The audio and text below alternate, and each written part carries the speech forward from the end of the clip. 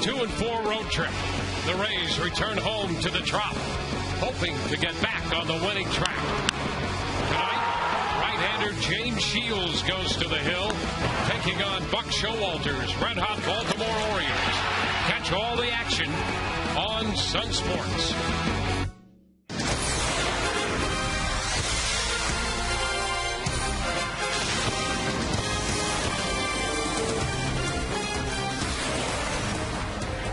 Tonight, we welcome you to Tropicana Field as the Rays begin a very important 6-game homestand. The first team in, the Baltimore Orioles. This game 1 of a 3-game series between the Rays and Baltimore.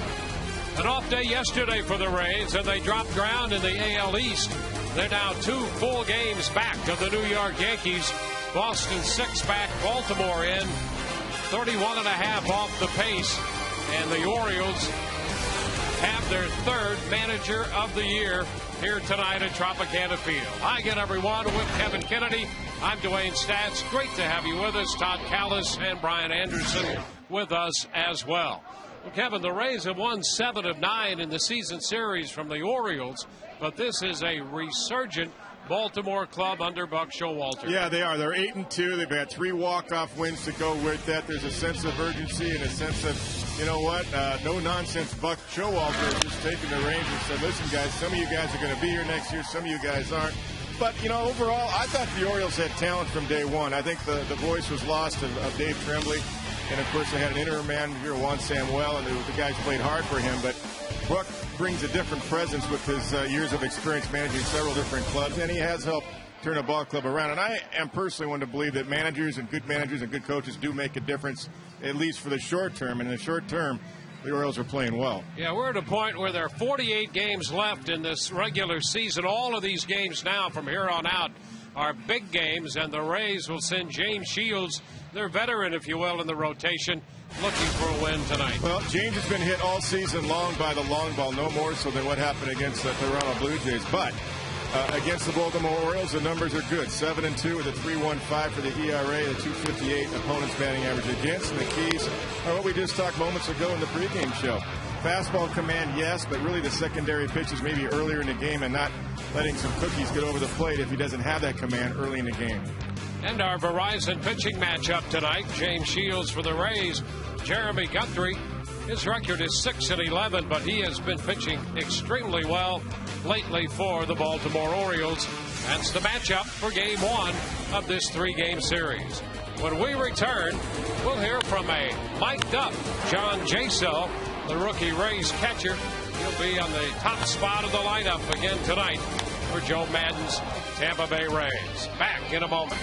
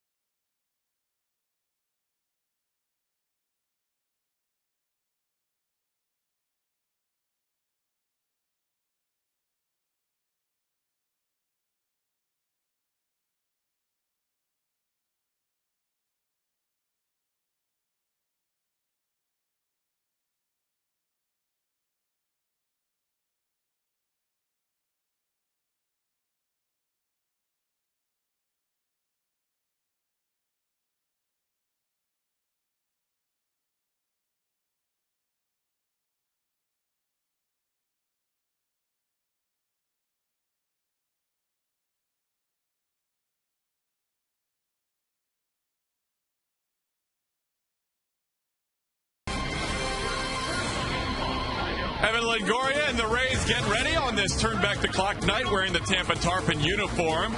as the Rays take on the Orioles to kick off this weekend series. The Orioles wearing the all-orange, although Buck Showalter has decided to put the black jacket on, so he's not entirely orange tonight. You know, the Rays rookies have really done a nice job this year. Reed Brignac, Sean Rodriguez, and John Jaso has really come out of nowhere. Everybody calls him Mikey because Carlos Pena accidentally called him Mike last year on the bus, so he is known as Mikey to the team. But here's what JJ has done in our Toyota trend with AL rookie ranks. He is third in average, tied for third in RBIs, on base percentage, best amongst rookies, and also leading the way in walks as well. He was mic'd up during batting practice, and here's a little listen in to John Jaso in our sounds of the game. I don't think I want to go buy Garza. The microphone might like overload and explode on my chest right now. Start smoking. I don't know. Looks kind of bad on navy blue. You like blue more better? I like blue more better. The high leg kick. The high leg kick and drop the hands. Drop the hands. Yeah. Right here? Yeah.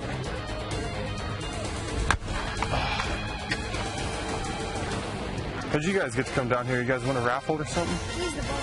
He's the ball kid. What are you? You're his friend? All right, ball kid's friend. Gotcha.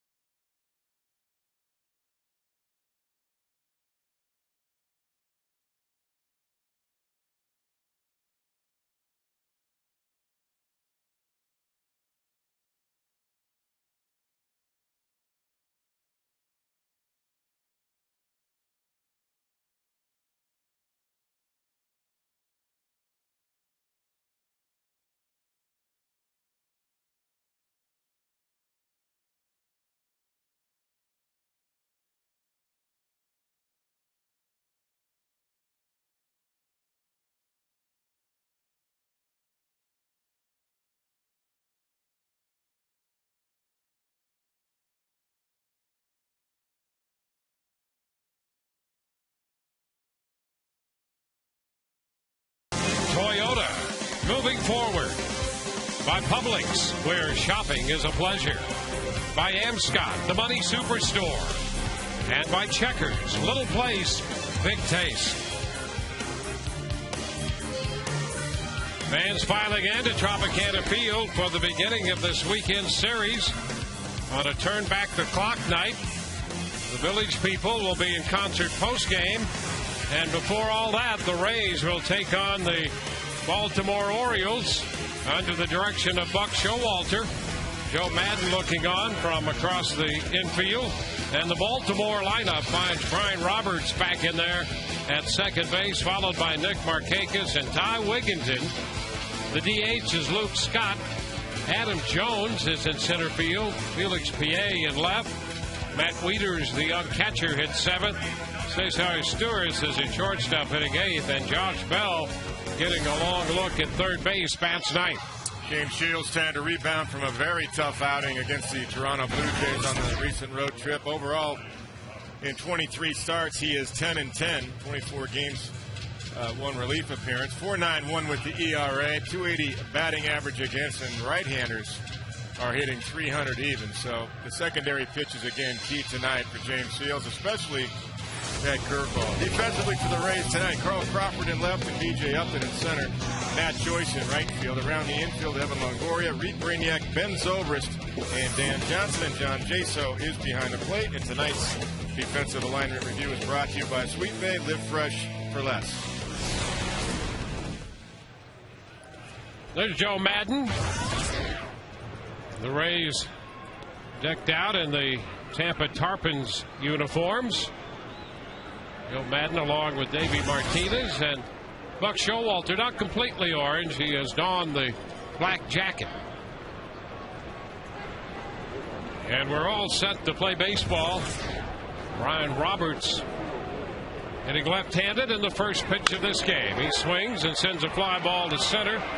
B.J. Upton is back for it. One pitch, one out. So we are underway right on time tonight at 10 past 7. 72 perfect degrees inside. You know, it's interesting, Dwayne, how different teams will just jump on the first pitch, and James Shields tries to get ahead with a fastball, and Roberts didn't waste any time.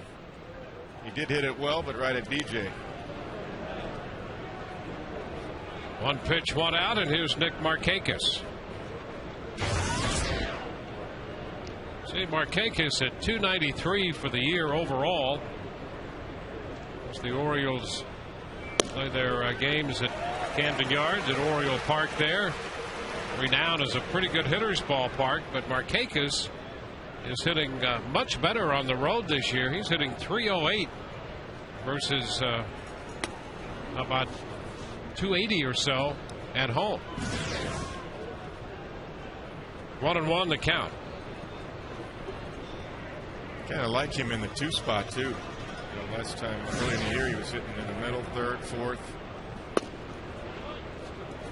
2-1, and he is a guy, we've seen him run a lot of deep counts when the Rays play the Orioles. Yeah, and he's Mr. Double too. He hits those gaps, left center, right center. That'll take the count to 2-2.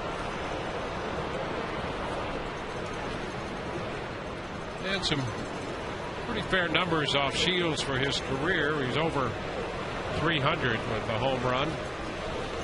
And this is 50th at bat lifetime against Shields.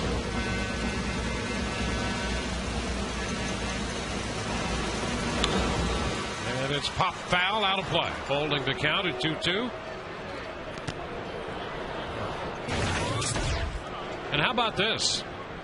Shields against the Yankees, very, very good, and just a nightmare of an outing Saturday in Toronto. Yeah, 11 strikeouts against the Yankees, only walked one, only 4 hits in 7 1/3.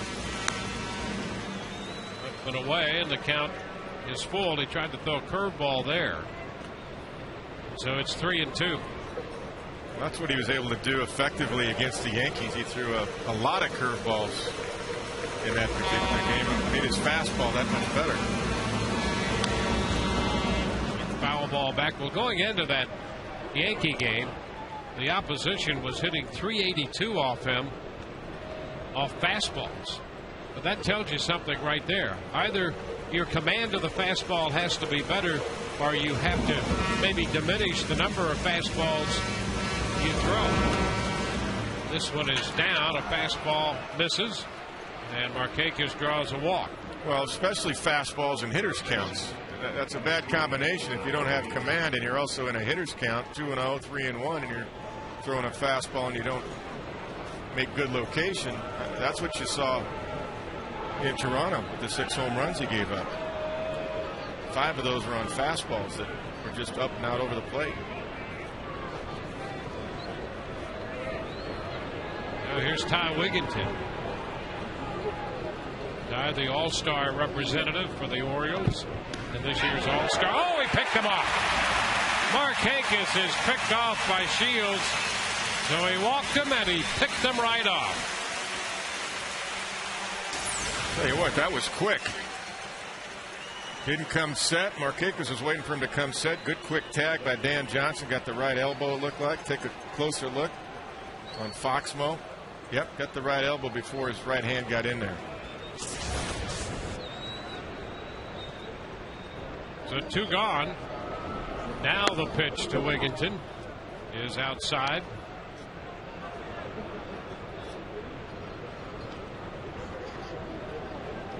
Well, the Orioles, since Buck Showalter has assumed the role as their manager, as we mentioned in the open, they've won 8 out of 10.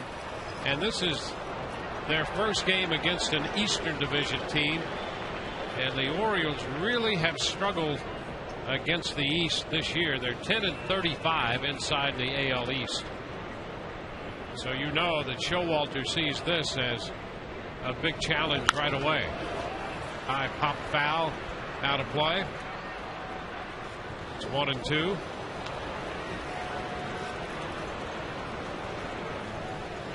They got some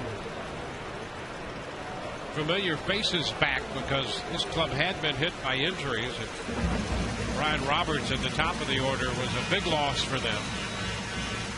I think the biggest, because he was the catalyst at the top of the order, especially against the Rays, especially hitting left-handed. He's shown a lot of power right here at the drop.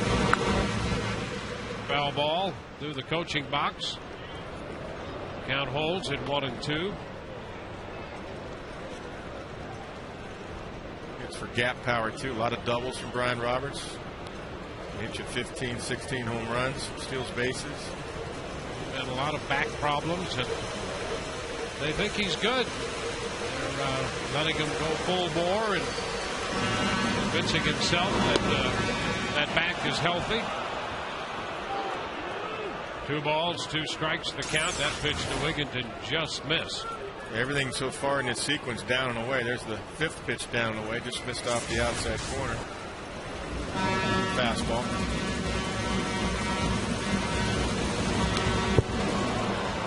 And fouls it back. You know, they do have 2 hitters here, Kevin, back to back, and Markakis and Wigginton, who will battle you every pitch of the way in their at bats. Yeah, 9-game hitting streak for Ty Wigginton. He made the All-Star team this year. All 6 pitches in the same location, outside corner and down.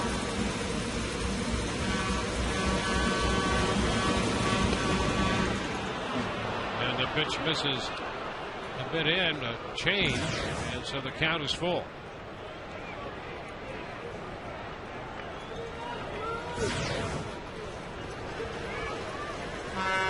Luke Scott is on deck. They lost him for a while. Little looper up the right side, and that's going to fall for a base hit inside the right field line. Joyce makes the pickup, and so Wigginton extended the count to 3-2 and picks up a single. Yeah, he fought one off there, but that's a good at bat by Wigginton. Just in contact mode right there. Here's a guy you got to worry about with the fastball, Luke Scott. Especially early. How about that against the Rays? In the 9 games, he's hit 4 home runs and is hitting .379 off Rays pitching. Yeah, he's had a good year. You better lock in on your fastball. If you're going to throw it, you better make good pitches here. Good time to go to your secondary pitches early. Down and in. Off speed. 1 ball, no strikes.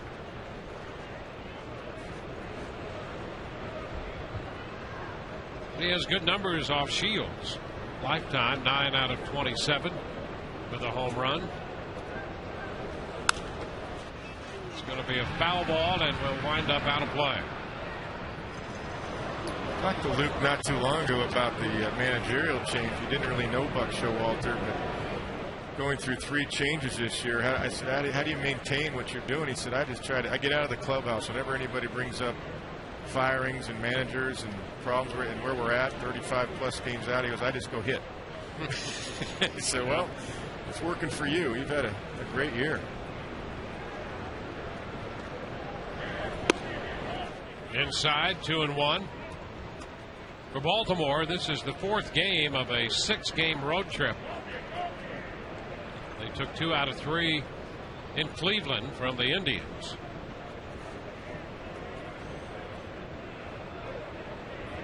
They've won 3 consecutive series. There's a strike on the inside edge. A fastball slipped over the corner. 2-2. After a cutter that missed, he went right back in there, but with a 93 fastball. A little tailing action, 250 inside corner. I don't think Luke Scott was expecting a fastball in the hitter's count. I think he was thinking changeup. That was a hittable pitch for him. 2-2. And he lines it into right for a base hit. Down to second goes Wigginton. So he hit it over the shift on that right side of the infield and dropped the liner in front of Joyce. Yeah, he was looking off speed that hole at bat. That's why he took that fastball. He came back and got a little breaking ball here. It looked like a backdoor cutter or slider, one of the two. I think that's what he was looking for. More off speed. He wasn't looking for the fastball from Shields. You can tell that when a hitter in a hitter's count takes a fastball right in his wheelhouse. Yep. 2 men on with 2 men out.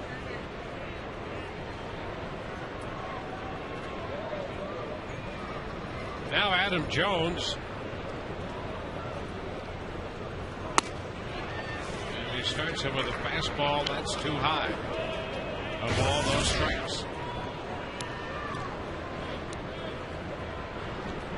Yeah, that last pitch to Luke Scott was more of a slider, had a bigger break to it. I think James is trying to bite the outside corner. Not a bad thought process, he just missed location. The ground ball, foul. 1-1.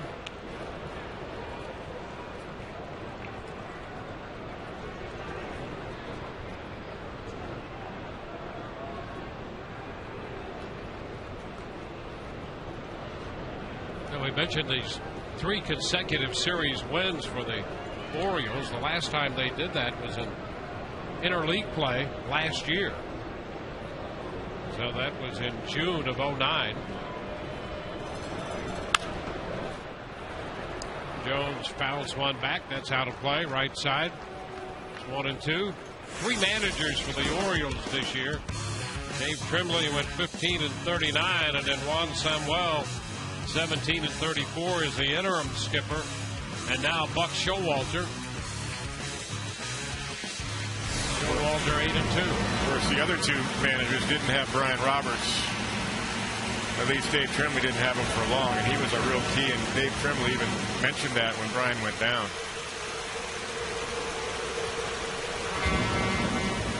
It's a 1-2 count to Adam Jones.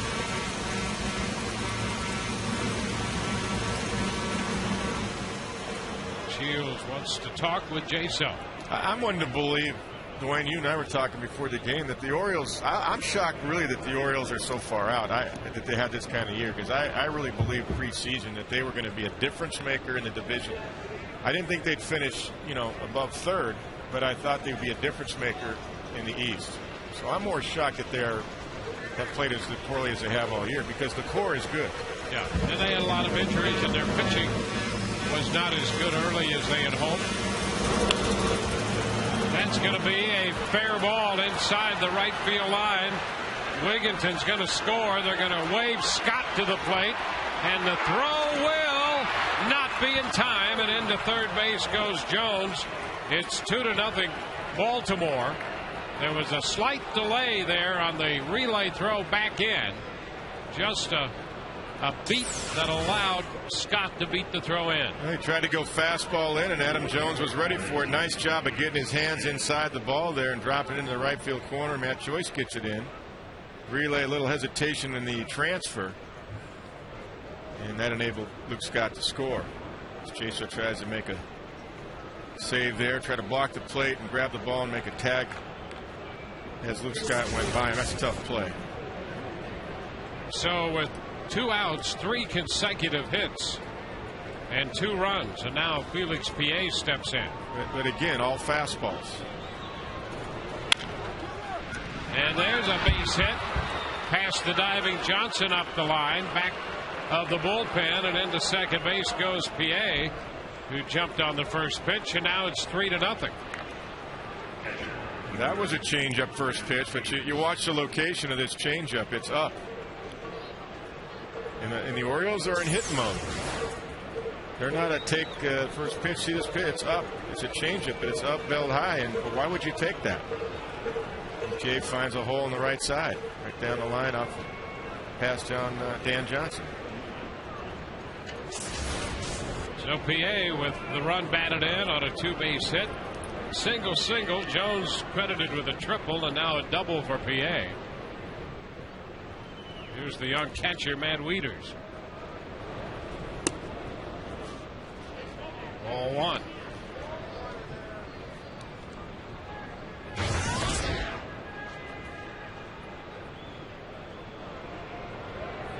The Orioles are 12th in on-base percentage at .317, so that tells you, even if you've never seen them, that they don't work the count often, except for a couple of guys we mentioned, Markakis and Wigington. There's a strike, 1-1. Yeah, they're going to go up there and swing. They're hacking. Adam Jones will hack. Ryan Roberts hit the first pitch. He always does if he gets a good fastball. Jones will hit the first pitch. TA always hits the first pitch. A ball, 2 strikes. 30-pitch inning here in the first already for Shields.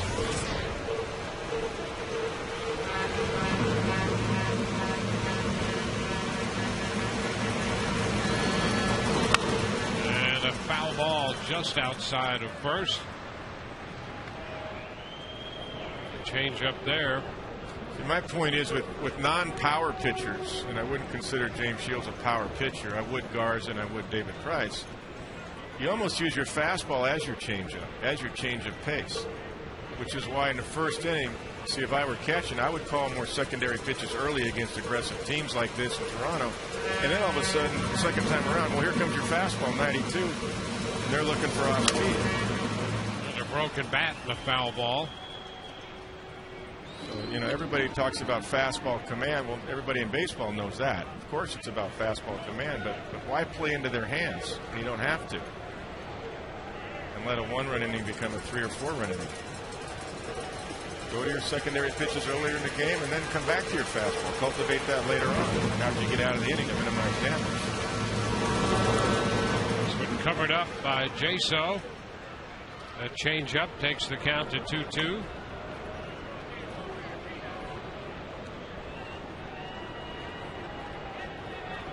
A 2-out rally in the first, and the Orioles have 3.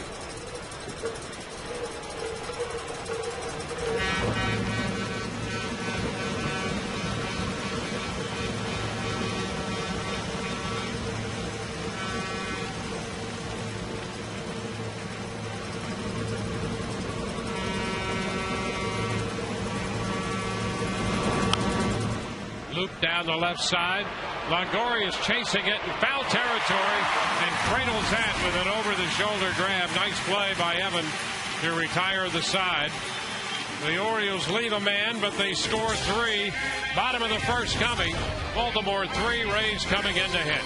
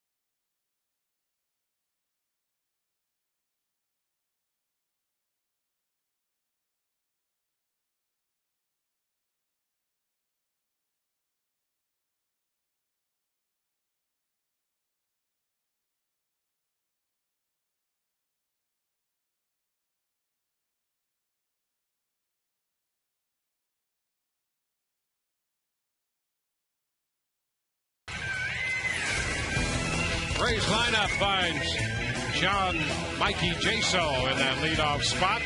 Ben Zobrist hit second ahead of Carl Crawford and Evan Longoria.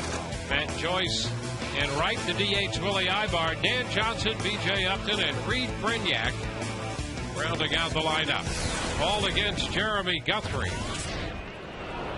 And the first pitch is a strike at 93. And the word on Guthrie is that he has found his velocity again. And we may see him in the mid-90s not too shortly into this game. Ground ball to short. The Stewart's up with it.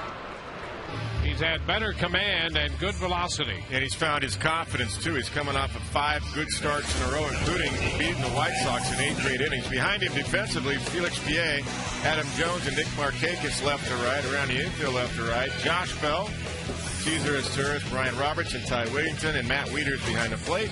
And this defensive alignment review is brought to you by Sweet Bay. Live fresh for less.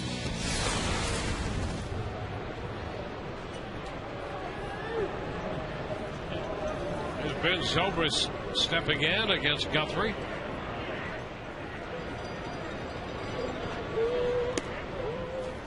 Down and in. Guthrie, since the All-Star game, has put an earned run average of 177 together. It's 404 overall. 2-0 the count to Zobrist. How about that first and second half? Unbelievable. Well, the confidence is there. You can see he's working quickly. 3-0 to Zobrist. Yeah, he's got good velocity, 93, 94. Curveball was at 72. And ball 4. So Zobrist draws the walk. Ben has not hit the ball recently the way he would like, but he certainly has continued to get on base. He works the count, draws a lot of walks, and continues to work hard on collecting a few more hits. Well, you know, you got to forget about last year, and I'm sure Ben has it. Last year is over with. It's just about this year. The Rays still have the second best record in baseball, and want to finish strong. Carl Crawford takes that pitch down and in. A ball, no strikes. It's just about grinding at bats out now. As you look at Carl's numbers against Guthrie, they're very good. 343, only 3 strikeouts.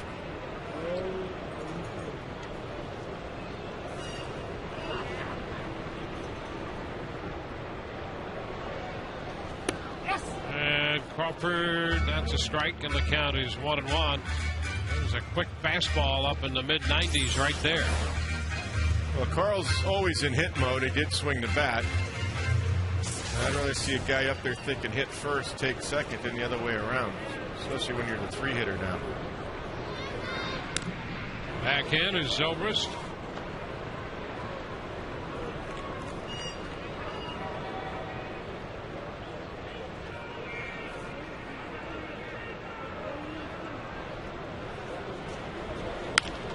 And a looper into center.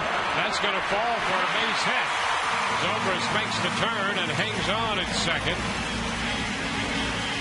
So Carl has a single, and the Rays put 2 on with 1 out. And that's exactly what Carl is. It's hit first, take second. He didn't hit it good, but the ball was up.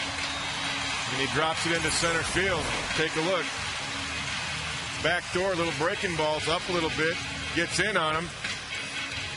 And he's hacking. And Adam Jones was interesting. Adam Jones did that fake like I'm going to catch it to try to fool Zobrist, but Ben read it pretty well. Gets into second base. He plays a shallow center normally too. Not so much now with Longoria. Evan takes a pitch that slides away. 1 ball, no strikes.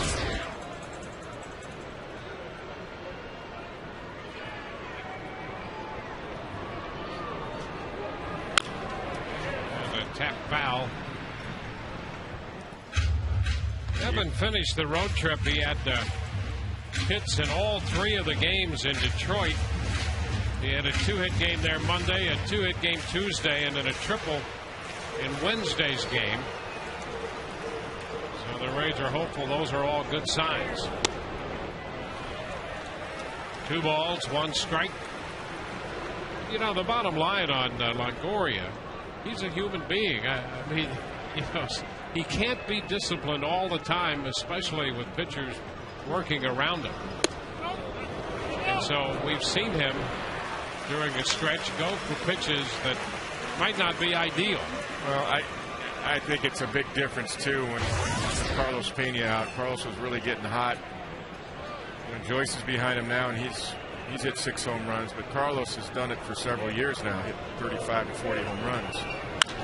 3-1 is lifted up the right side toward the line. Markakis into foul territory, runs into the low wall, makes the catch.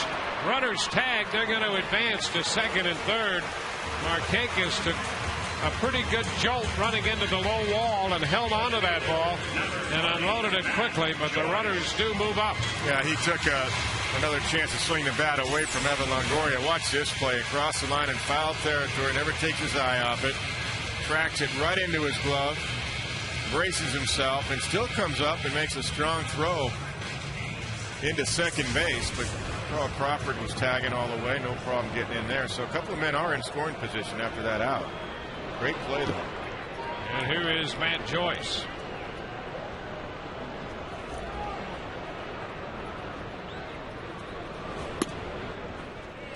It's away.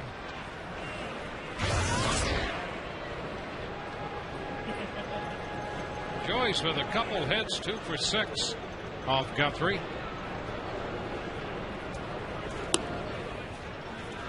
This one is down.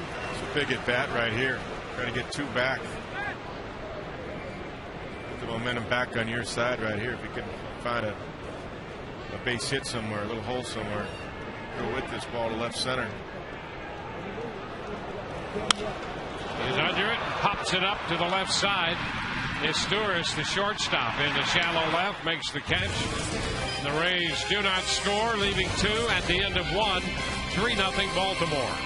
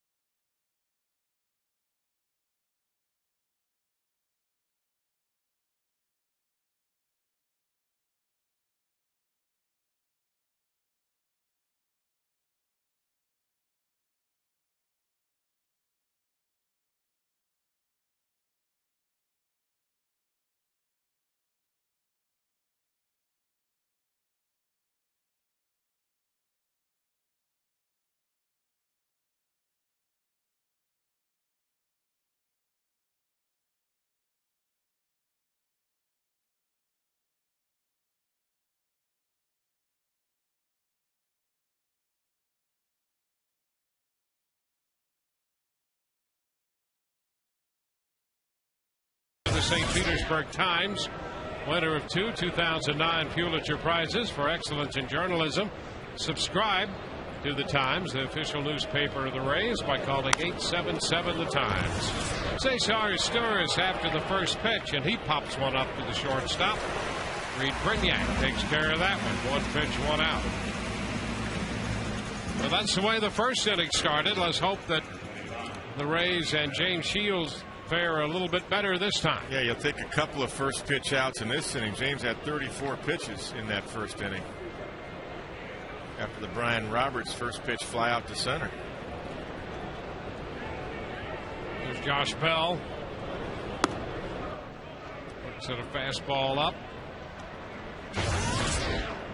Bell hitting .218, getting a long look at third base.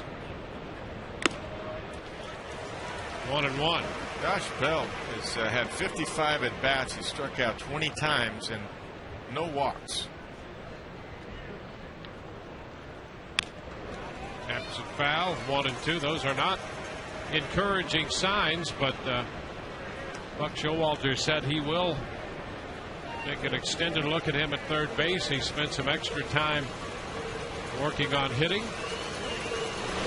They got him from the Dodgers, and he is out as soon as J-So completes that throw down to Johnson. 2-3 on the strikeout.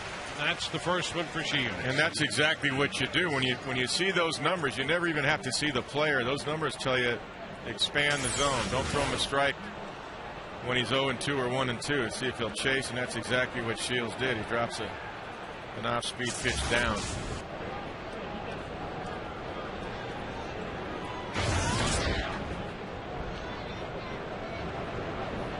Brian Roberts, top of the order, puts down around his shins, off the plate end. 1 ball, no strikes.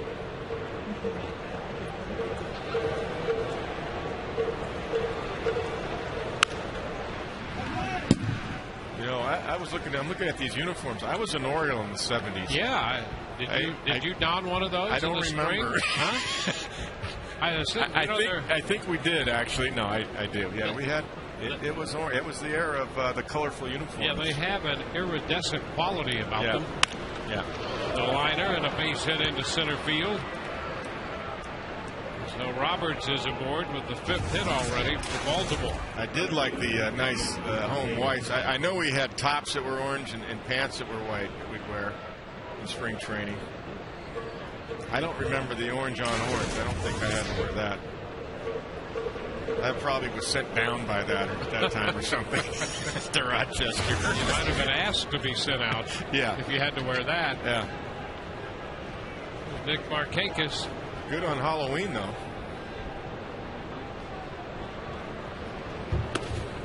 This is down and in.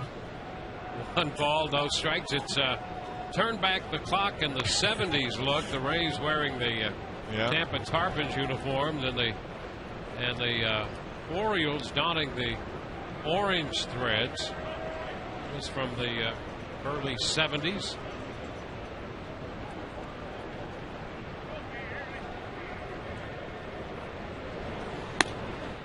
Pitch is up. You know, it worked pretty well for them. They had all those 20-game winners then. You know, Jim Palmer was on the team, and Dave McNally and the late Mike Cuellar. Yeah, that's what this era is. Dobson. I was just a couple of years. I was a little bit past that, so that's why I don't remember the orange pants. I think they said, you know what, enough of the orange pants. That's a strike. I have some slacks in my closet from the 70s, that color, I think. I think I saw you the other night on your birthday. You brought those out. Well, you don't want to throw anything away. You know, sooner or later it comes back around. You're right. It all comes full circle. You can have your own personal turn back the clock. That's right. That's what we all try to do on our birthdays anyway. Exactly. You're right about that. That's why you brought him out. That's it. Over to first. Oh, he was Roberts back in. He was going there, 2-1. To see him flinch, so he's gonna try to steal a bag right here, figuring Shields will not pitch out. 2-1. I remember those Astros unis in the 70s. I love those. Yeah, with the stripes. Oh yeah, colorful. Ooh, that pitch was pretty close right there. 3-1 the count. Take a look right here. Yep, off the outside corner, not by much. Roberts will be running here in this situation for sure now. He elected not to go after the throw over on the 2-1 count.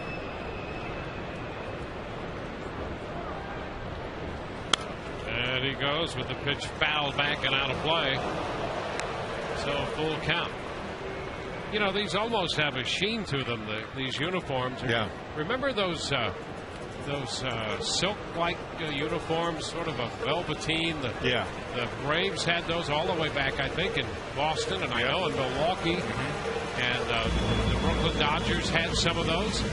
Those are great-looking uniforms. Runner goes. The pitch is fouled again. Fouled out of play. Now, that would be a great look. Yeah, bring that back. Yeah. Well, you know, night baseball, when they played with those, night baseball was relatively new then, and they were under the lights. It was an effect that had never really been seen before. That's true. No, you're right about that. That's why Marquez is good in the 2 spot, because he does work the count and fight you. 3-2, and it's line foul again. Yeah, he was 3-2 the first time. He's 3-2 this time, and continues to see a ton of pitches. Well, I know I've mentioned this before from time to time, but I've always liked a number 2 hitter like this, preferably left-handed, that could also drive the ball in the gaps and hit a double and work the count. And he's ideal. I see why Buck has him in that 2 spot. Especially if you got a good 3 hitter and get some pitches to hit too.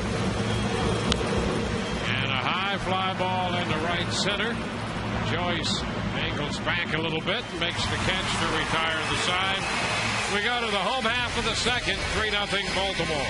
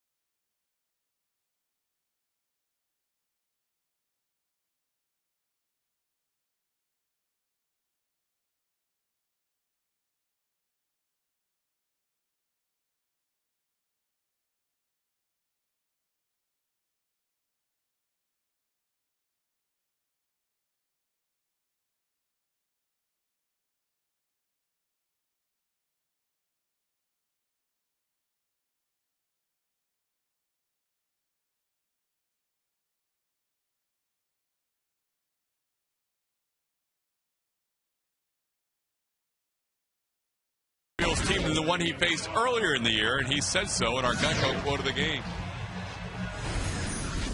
I'm sure you're seeing a different kind of a game possibly out of them. I know that there's a little bit of like a resurrected hope within the group somehow, which definitely does play. But you know, we got to play them, I think, 9 more times, which is not really good right now, because I'm telling you, they're better than people. I've said that all along. These are going to be 9 tough games over the course of the next, 6-7 weeks. But I know that Buck has made a difference, but I do like their personnel. Well, the Orioles playing their best baseball of the year right now. Guys, back to you. And I think Joe Madden is absolutely right. 9 games, the Rays, counting this one, have 48 games left, 9 of those with the Orioles. And these games against Baltimore are not going to be cakewalks. They're going to be hard-fought games to get victories over this team now. Strike 3 call to Ibar. Yeah, I think you're exactly right. It's a team that totally underachieved. That's why they've gone through 2 managers already. I mean, here's a team right now that had to go 8-2 under Showalter to get to 40-75. I mean, that's how much they had underachieved. And as we discussed earlier, there were some injuries in there, but there was a lot of underachieving with this club. And this is a much better team than 40-75. 1-1.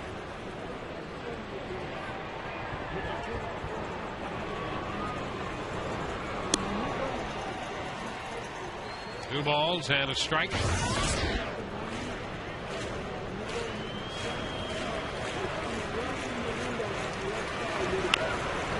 Check swing. Back to the mound. Guthrie takes care of that. So he changed up on him and got that little check swing comebacker. Yeah, Dan's very selective at the plate, and once he saw it was off speed, he decided to try to hold up. Looked like a fastball, good changeup by Guthrie, and he couldn't hold up. We've seen Dan do that a couple of times where he's did the check swing and tapped it back to the box. Just let it fly. You miss it, you miss it. Get another pitch to hit.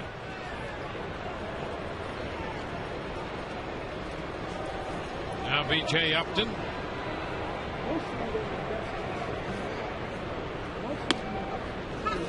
And a strike is called. Slider in the upper reaches of the strike zone to start Upton. Fastball off the plate. 1-1. Got that velocity you talked about. 95 on that one. Yeah, that's up a few ticks from the last time the Rays saw him. 2 balls and a strike. Well, he's pitching with confidence. You can see that. That's why he's had 5 or 6 really quality starts in a row. 5 consecutive, actually. And a strike in the knees. 2-2. Coming off the wins against the Angels and then last start, August the 8th, against the White Sox, where he went 7 innings and 8 innings respectively. And the Angels were struggling a bit when they played them, but the White Sox at the time, the White Sox had been playing some very good baseball. That's right, absolutely.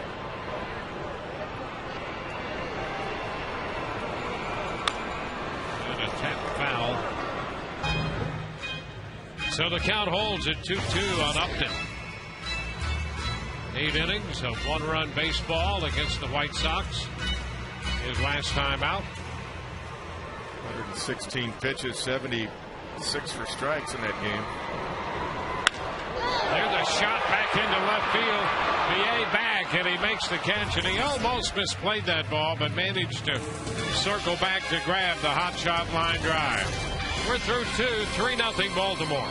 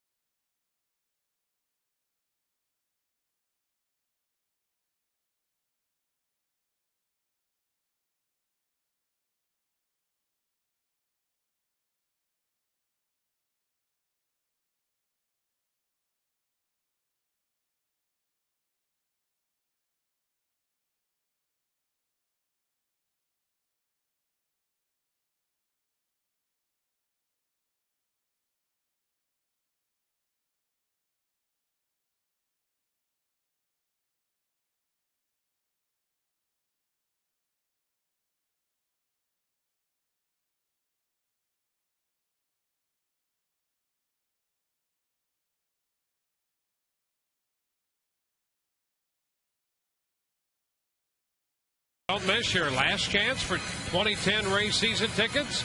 Guarantee yourself postseason opportunities and other great benefits. Visit RaysBaseball.com or call 888-FAN-RAYS today.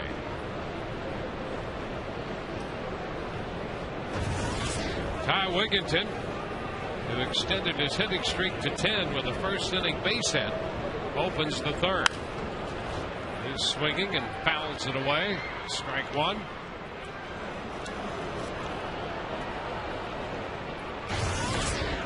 Wigginton's a guy who can be aggressive early in the count. And then if he gets down, he really starts to grind it out. Before you know it, you've got a full count. Well, hitters like this, they're looking for a mistake early. They're not necessarily just sitting on fastball in their location. They're looking for a ball over the plate. They're looking fastball and adjusted to breaking balls. And that's what that first swing was. There's a strike. 1-2. So Wigginton, who made the All-Star team here in the second half, continues to hit. He's put together this 10-game hitting streak.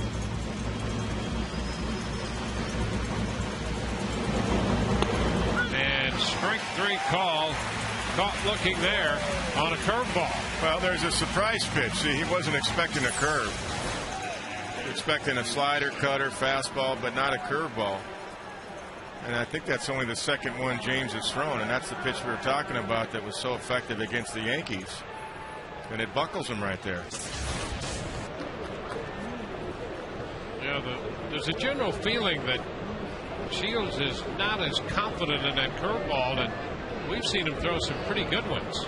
And that you don't even have to have a great one if you use it like that. And the strike, because frankly that pitch was not the greatest curveball you've ever seen. It wasn't. But the element of surprise made it a great pitch. And he threw one in the first inning and it got away from him and it was up and away and it didn't look very good, so he didn't go to it. There's a good there's one.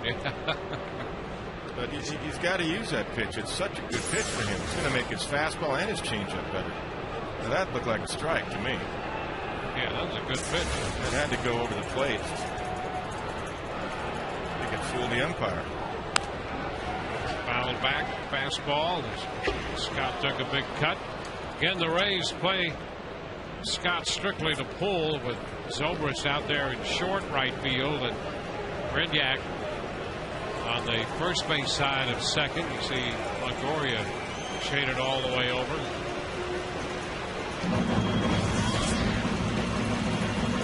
1-2 the count. He just saw the best pitch he should see in this sequence to hit. He shouldn't see anything close like that. 2 balls, 2 strikes. Went to a danger area and went right back inside. That's very dangerous. I think it was a ball. And there again and down and in. He got away from his changeup. Right and right center for Luke Scott. Those are his hits. So a full count. Good time for a changeup here. 3-2. It's fading away. And he lost him down. He came with 3 straight fastballs and walks him. Yeah, the sequence to me was not a great sequence. And you got away from your strength. You just threw a good curveball. Your changeup is always good, and you went right back into the same spot. You lost him because you obviously didn't want to make a mistake. Those are the pitches that he wants. No, he's calling it, absolutely. Yep. But he did that on Adam Jones in the first inning. He called Jaso out, and he wanted to go fastball in, and he didn't get it in enough, and Jaso hit the triple to right. Well, this guy's he's likely to hit a fastball. Adam Jones. And a ground ball knocked down, grabbed by Zobrist to bring that one. First base safe. Great effort there. Zobrist and Brenyak tried to get it to first in time and just missed, doubling up Jones. Well, a renowned first ball fastball hitter, Adam Jones, and let's take a look. That's a great play. It saved a base hit in the first and third by Zobrist, and they almost turned 2. Very close. Let's take a look. Yep, just did beat it.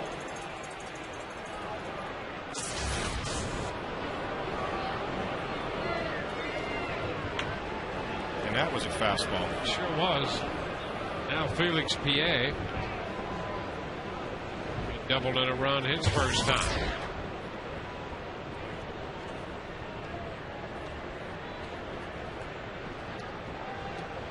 PA has been playing well for the Orioles lately. And he might be a guy who this managerial change might inspire him a little bit. He's got a lot of ability and working on sharpening his baseball skills. Yeah. Well, he came up under Lou Piniella and he didn't perform right away in Chicago, and he was sent back down. And he loops this one just fair inside the left field line. Jones will go to third. It's going to be a double for PA. PA has seen 2 pitches tonight. He has 2 doubles. So a 2-out threat presents itself.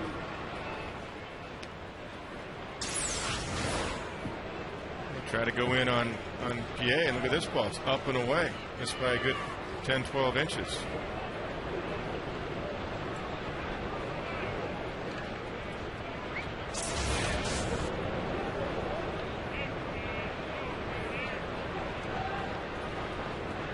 Matt Wieters with 2 more men in scoring position. This becomes a very big hitter. Another first ball fastball hitter. And a fastball down and in.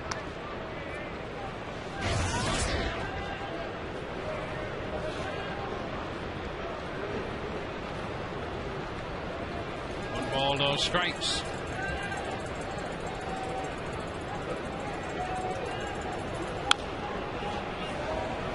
1-1. Shields lifetime 7-2 against the Orioles in 17 starts.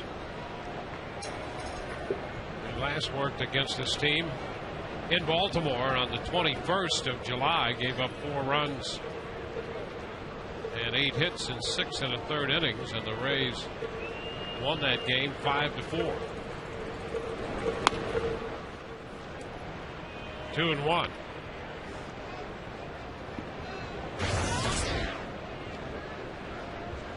There's that line on the 21st of July.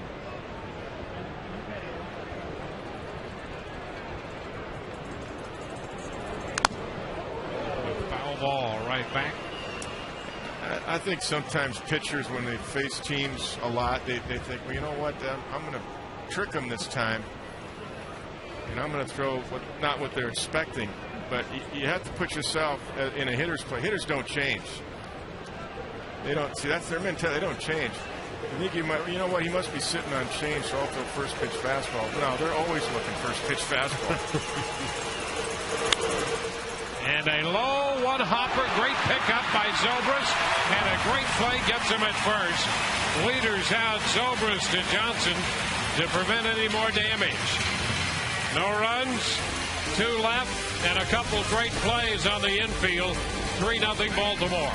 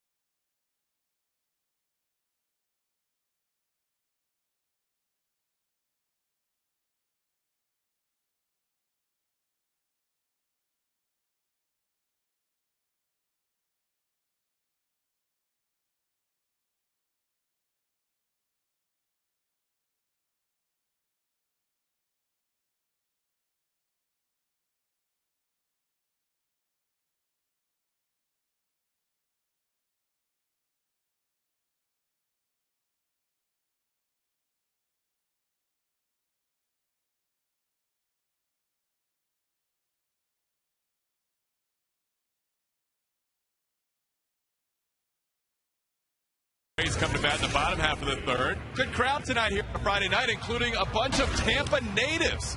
Mario Nunez, tell us about your group. Well, we started out about a year and a half ago, Todd. We've grown to over 5,200 members. You know, we're most of us born and raised in Tampa, 3rd and 4th generation Tampa natives. We love our Tampa Bay Rays. most of us grew up at Al Lopez Field watching the Tarpons play, so to come out here tonight and watch them in these uniforms is terribly exciting. We're so happy to be here. Fred McGriff's here tonight watching the game. So we've got Fred, we've got Lou Piniella, we've got Dave Maggott, and you mentioned Al Lopez. Great history of baseball here too. Tremendous history. I went to the same high school that Freddie did. I graduated a few years before him, but yeah, Tino did as well, Martinez. It's just something that's real special to us, and we're so happy to be here with you. You guys are going with a theme tonight, huh? Yeah, well, here we are. Look, I got Steve Piniella here. I got Miss Didi Almeida Pomponio. I got Gary Ippolito. I mean, we're all here, and we're here for the concert as well. Because let's face it, all of us grew up in the 70s, and, you know, the village people. What can I say? You don't remember much of them? Guys, the Tampa natives, they're reliving the 70s tonight. Back to you. The great thing about Todd is he can blend right in. I mean, he's comfortable in any setting. And everyone accepts him. High popper, short left, out from shortstop into Stewart's. And Brignac is out of there. One away. Yeah, the Tarpons in the 70s, they mentioned some great Tampa baseball names. And, you know, Dan Dreesen. Remember Dan Dreesen? Sure He was a good left-handed back. And Yeah. Raleigh Eastwick was part of that team. Joel Youngblood played over there. Nardi Contreras. John Jaso takes a pitch down, a ball and no strikes. Tom Spencer. That's a lot of good names right there. One to count. That's the great thing about this entire area. It's just a great baseball area. Traditions of all type, all the way amateur as well as minor league and now big league, and having the Rays contend the way they have and have gone to the World Series here, it's really been a maturing process for this area. 2-2 when it comes to baseball, and such great talent that's come out of here, big league talent. Big leaguers live here as well.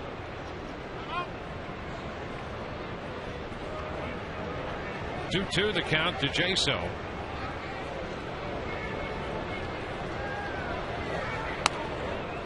Now the count is full. Guthrie left the fastball up out of the strike, or a curveball up out of the strike zone that time. So the count 3-2.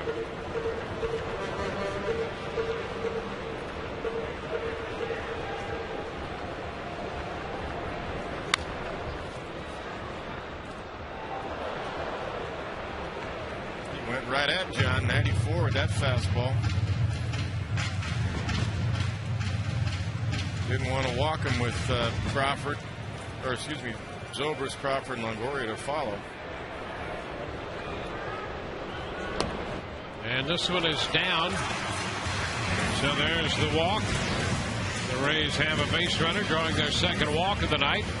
And the game tonight, and all season long, Tires Plus donates $100 to the Pediatric Cancer Foundation for every Tampa Bay Rays home run televised on Sun Sports and Fox Sports Florida.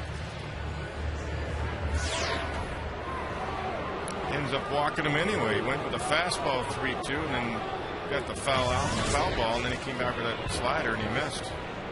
So now Ben Zobrist, who walked in the first inning. And that's a strike. Off speed, changed up on it.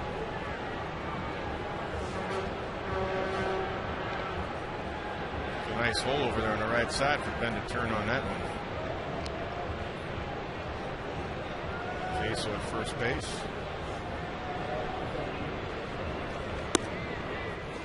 Off the plate end. It's 1-1. Well, the two on base guys, Joe Madden putting Jaso and Zobrist at the top, 1 and 2. They've each drawn a walk. Trying to set the table for Crawford and Longoria. Runner in motion and a ground ball down to first. Wigginton hustles and beats Zobrist to the bag. So Jaso winds up at second. He's there with 2 outs. Yeah, that was a hit and run right there. Joe Madden trying to make something happen. There was that hole on the right side, and see Jaso take off, pitches something. Ben actually looked like he tried to pull that, knowing there's a hole on the right side. Didn't happen for him. Now Carl Crawford He goes after the first pitch and pops it up. Stewart, the shortstop, and the Rays leave a man at second base. We're through 3-0 Baltimore.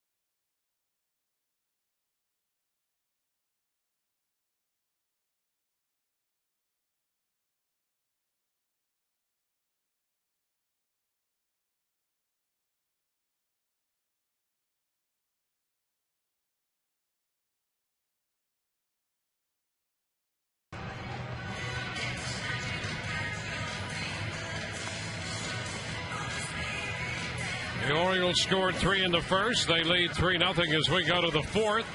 Tonight's poll question brought to you by Autoway. If you need a car, truck, or van, who are you going to call?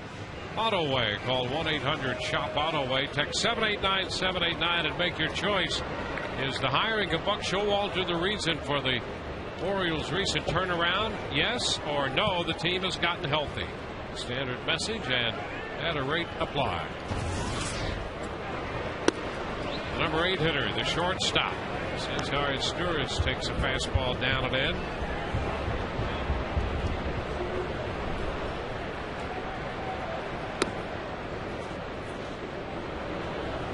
Two and 0. Josh Bell next, and then Brian Roberts. Loop down the left side and will be out of reach. The count to 2-1.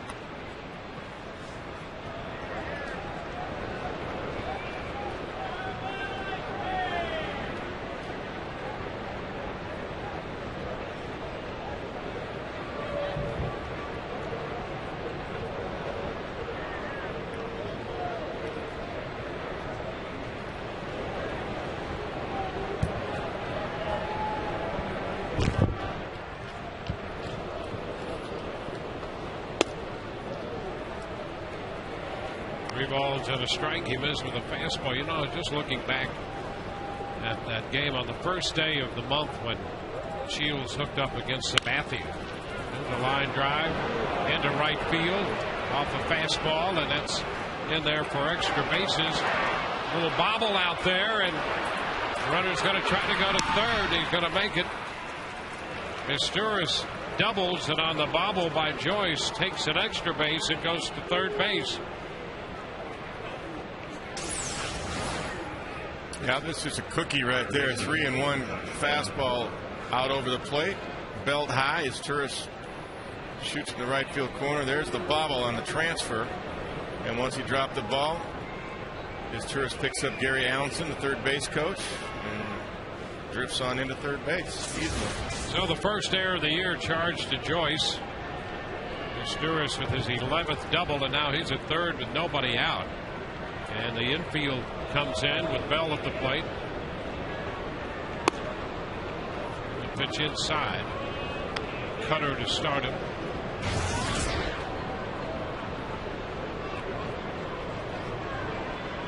One ball, no strikes.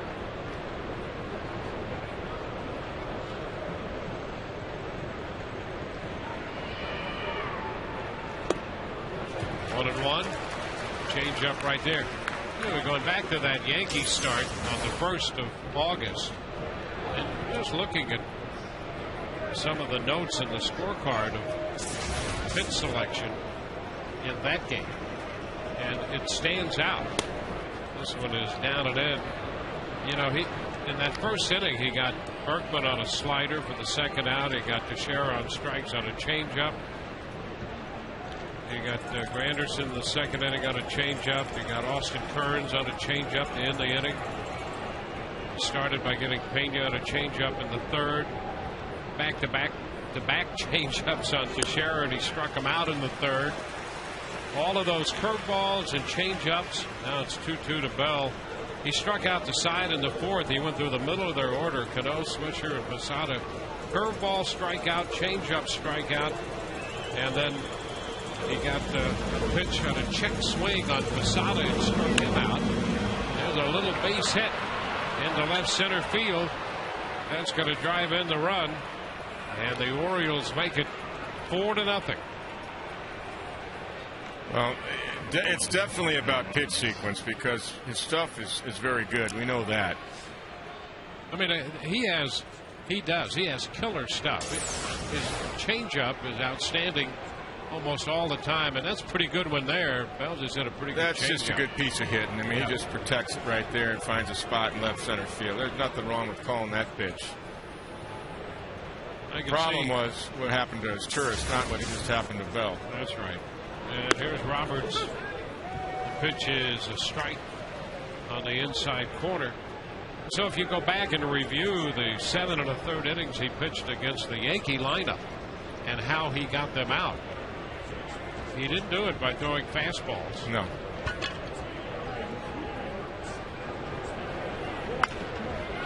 A high fly ball back into right field, all the way back to the wall, and the catch is made by Joyce. Roberts hit a cut fastball right there for the out. Time now for our AT&T trivia. As we look into the Orioles dugout, when was the last season the Orioles finished over 500? And been a while. As a clue, this would predate the Rays' existence. Yeah, it's been a while. There's been a few teams now in Major League Baseball. Kansas City, Pirates haven't been above 500. Pirates haven't been above 500 since 1992. Barry Bonds left and went to the Giants. Markakis on the ground, out there. Tag is on the runner at second, and out there. Brignac puts the tag on. It goes Johnson to Brignac as Markakis grounds into 2. We go to the bottom of the 4th. It's 4-0 Baltimore.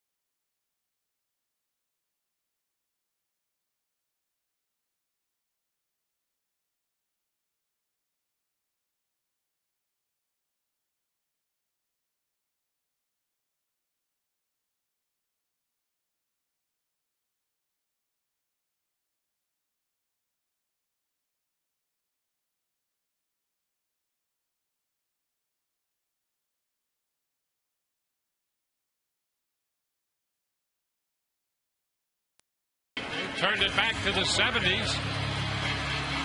And we'll get the answer to our AT&T trivia question. When was the last time the Orioles finished over 500? Well, you have to go all the way back, not to the 70s, but to 97, when they were 98-64 in 1997. It's been that long. Here's Evan Longoria.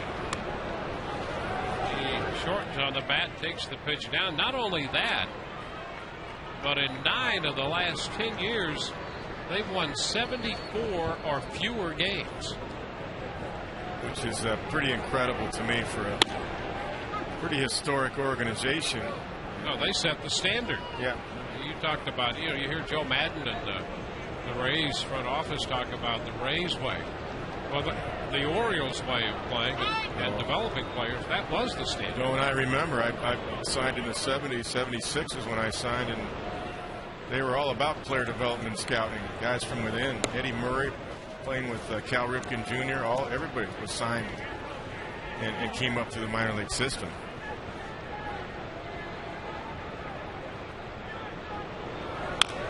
I really, just off the top of my head, you mentioned Cal Ripken Jr.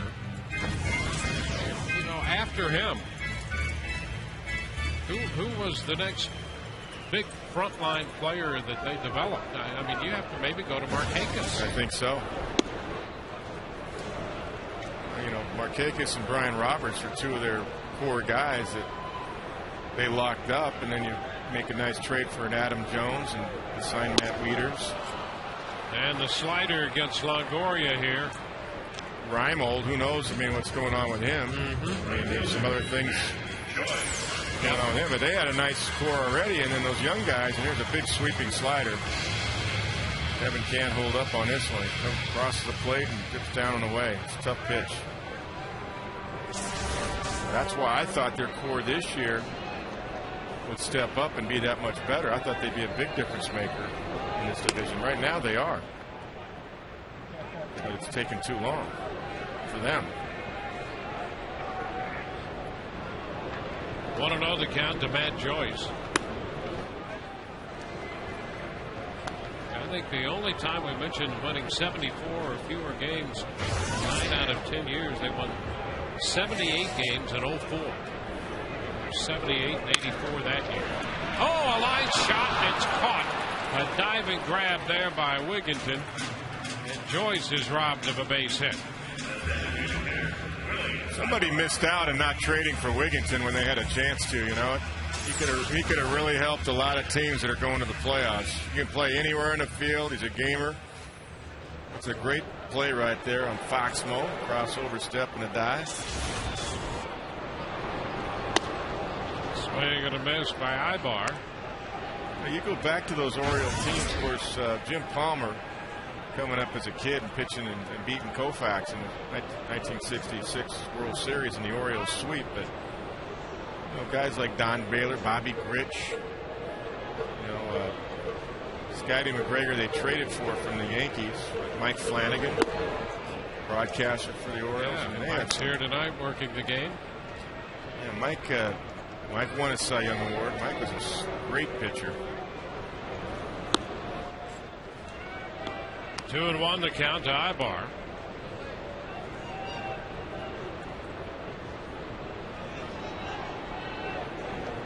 Dennis Martinez. Ibar reaching for the off-speed pitch, pops it up foul. Great effort by Wieters, but he comes up a little short, sliding toward the dugout. You mentioned Oriole Way, and when we were indoctrinated into Bluefield, West Virginia, which is still their rookie ball club, by the way, all these years, way before me and way after. Ray Miller was our pitching coordinator, and he kind of ran the camp 10 days before our season started in rookie ball as a pro. And first thing he said, great to be young and an Oriole. This is the Oriole way. It was all about the Oriole way. 3-2, and that really meant something then. Well, when your coordinator says that, and you're a kid out of college or high school, you start thinking about team and pride and the Orioles and history. Spell back to third. Just fair makes the catch. Rays up and down in order through 4. 4-0 Baltimore.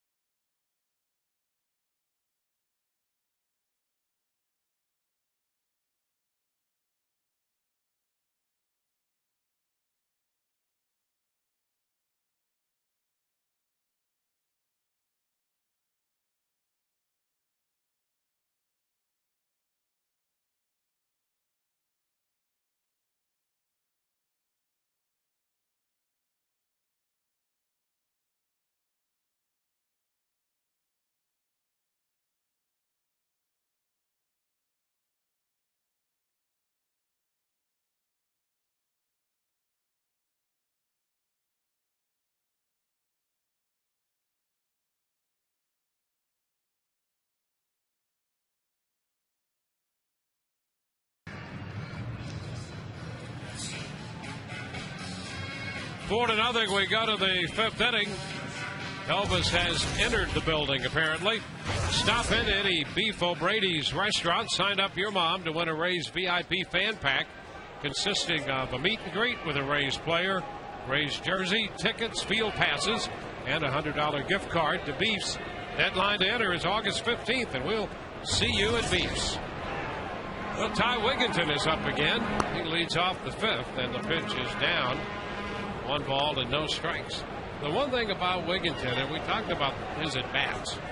Now, he's not a great defensive player, but he'll play wherever you put him, and he'll give you great effort there. But he battles you every at-bat. Chops this one to short. Reed Brignac takes care of that. And when he was here with the Rays in some difficult years, but Rays fans recognize that in Wigginton. You can't help but do that and know that he'll battle you all the way down the line, and that's what he's done here. Well, that's right. That's exactly right. I mean, there were a lot of teams that were, I'm sure, interested in Wigginton. I don't know all the teams, but I know I would have been. If you can't get an impact guy, he's a good guy to have, a veteran guy. Here's Luke Scott. For depth, if nothing else.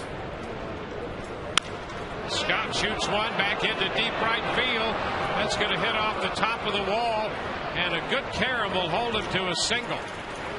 Joyce got a very good carom off the wall, and Scott lined that one all the way to the wall in right field. Got a base hit just below that yellow line. We talked about Luke Scott. I mean, he'll jump on that first good fastball if he gets one, and he got one. They try to go in again. Wow.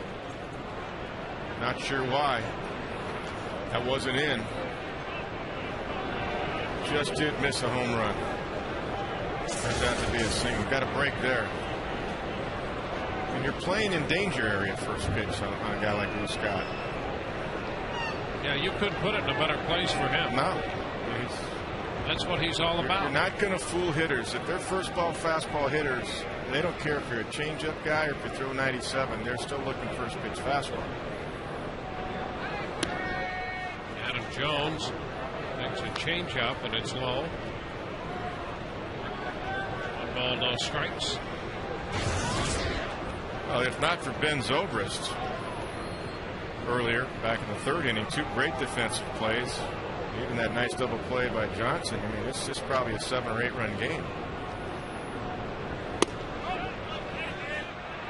He did not offer. And the count is 2-0.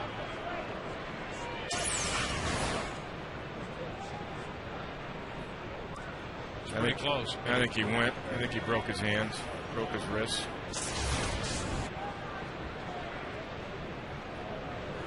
Top half of inning 5, 1 on, 1 out. That's a strike. 2-1.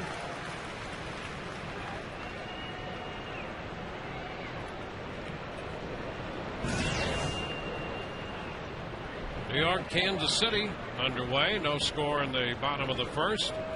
The Rays start the day 2 games back of New York.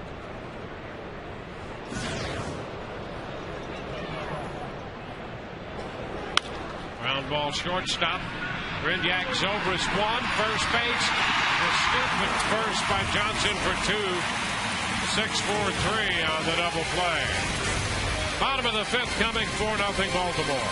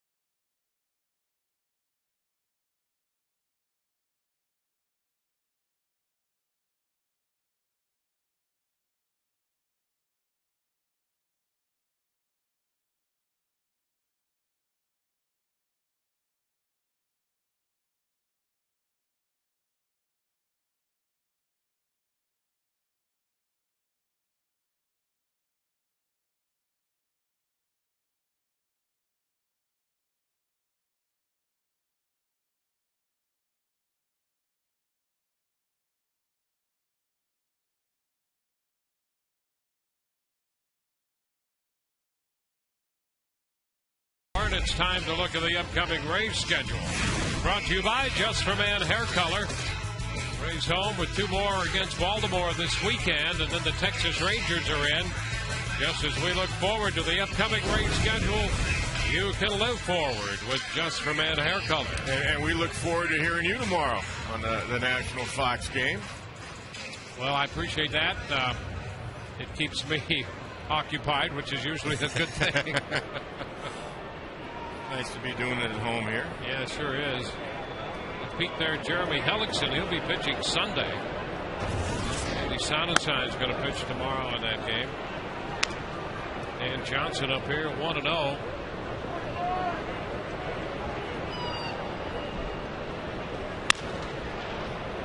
Ground ball foul down toward the bullpen. Andy Sonnenstein and Brian Mattis, the matchup tomorrow, and then Sunday, Jeremy Hellickson. There's Andy along with Carl Crawford. Andy pitched very well in his first start of the year. Yeah.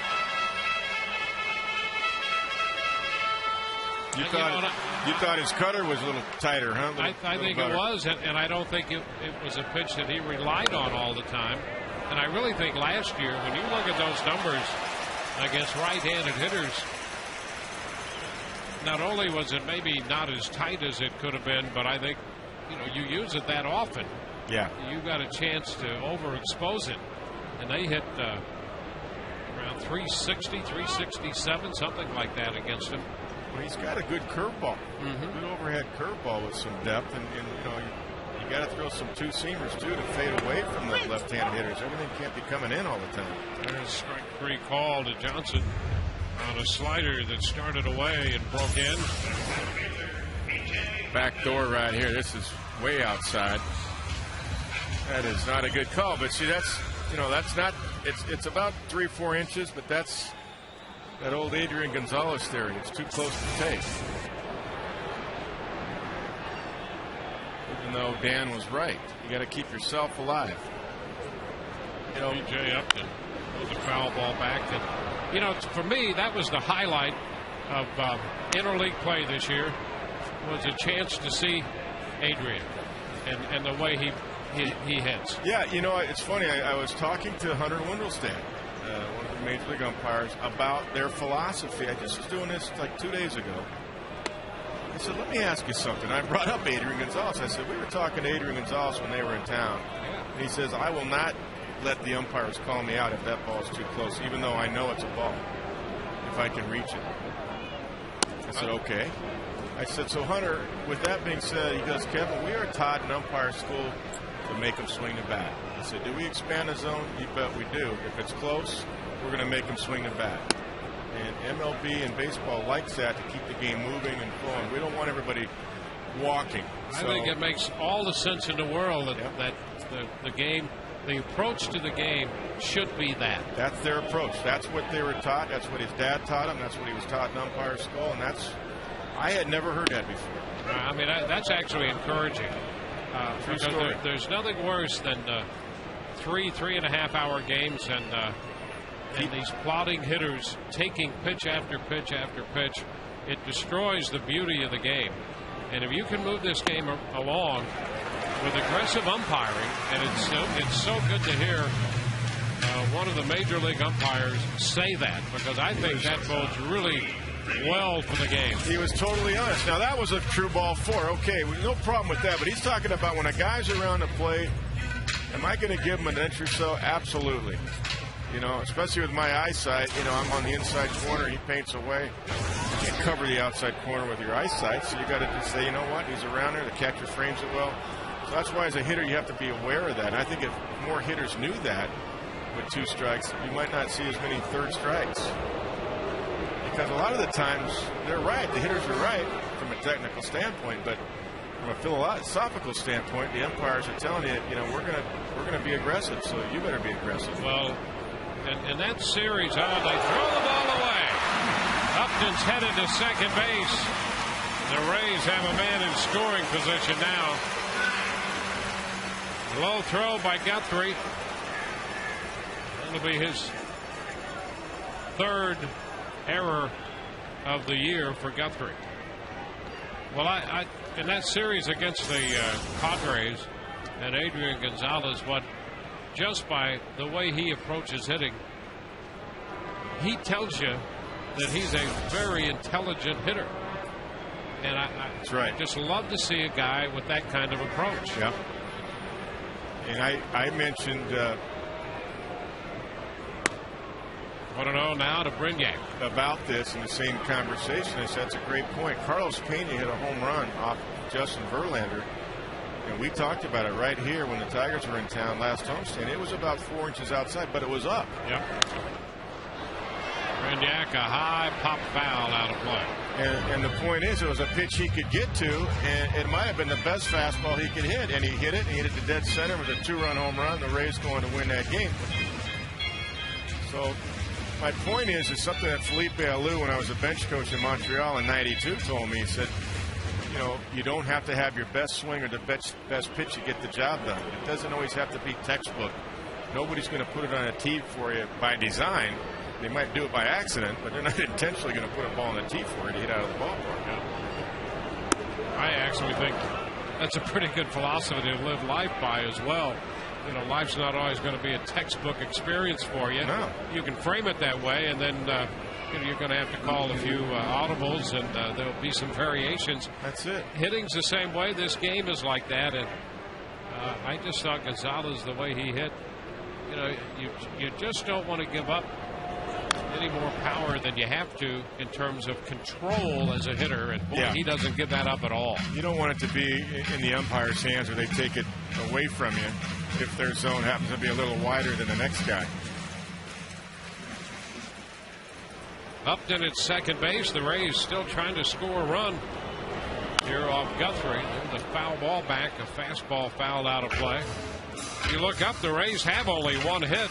That was Crawford's looper into center field in the first. So here we are in the bottom of the 5th inning. Guthrie's aggressive. He's working fast. It's not exactly like he's pounding the zone either.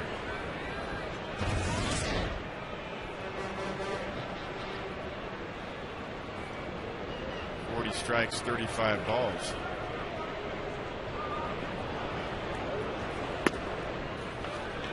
Two and two.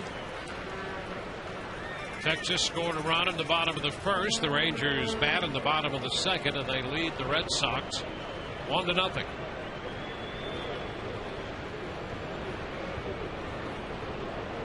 See the Texas Rangers here next week. Brignac left into left center field. And Stir is out. BA in from left makes the catch. 2 gone with Upton still at second base. And we'll remind you, be on the lookout for the Miller Lite Taste Greatness moment coming up later in tonight's game.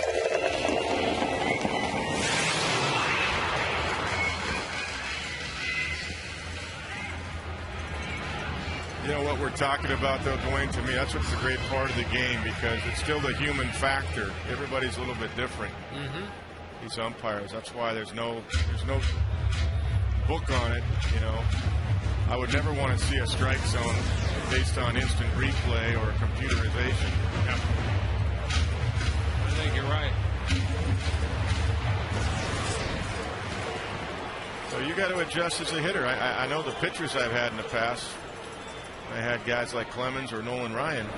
They certainly knew the umpire zone. They knew that night. I mean, they knew 2 starts before, the second base umpire, and they were pitching on the 3rd night, that he was going to be behind the plate. They had their own book on him. Now, of course, we can go on our. You and I keep scouting reports on it. Absolutely. We check them out. I would go to your scouting report, for crying out loud. I know you have it. But teams do have that now. Texas Rangers, speaking of them, they have it. Yep. On every umpire. They have it in their computerized system of every umpire. And I think it's good for, you know, I do think you could probably overdo that. Oh, sure. But I think it gives you a general trend. That's all. And right. that really frames your approach then. Jaso's ahead in the count, 3-0. And you know, if one guy might be a little more lenient with that strike zone than the next. Right. It's valuable info for hitters and pitchers.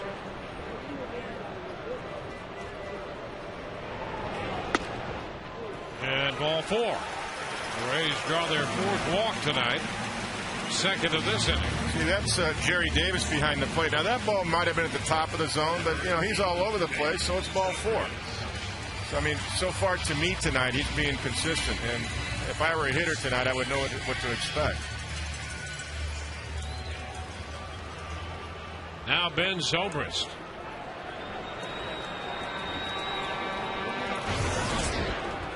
And is walked and grounded out.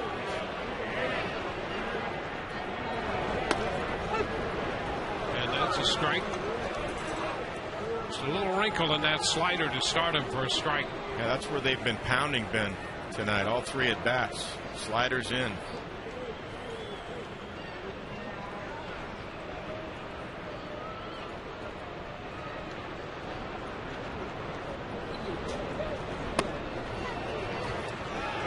One ball, 1 strike. There's a 2-seamer right there, a little sinker.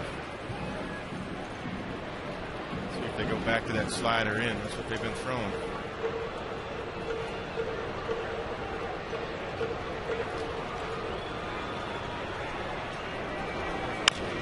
And a tap right side.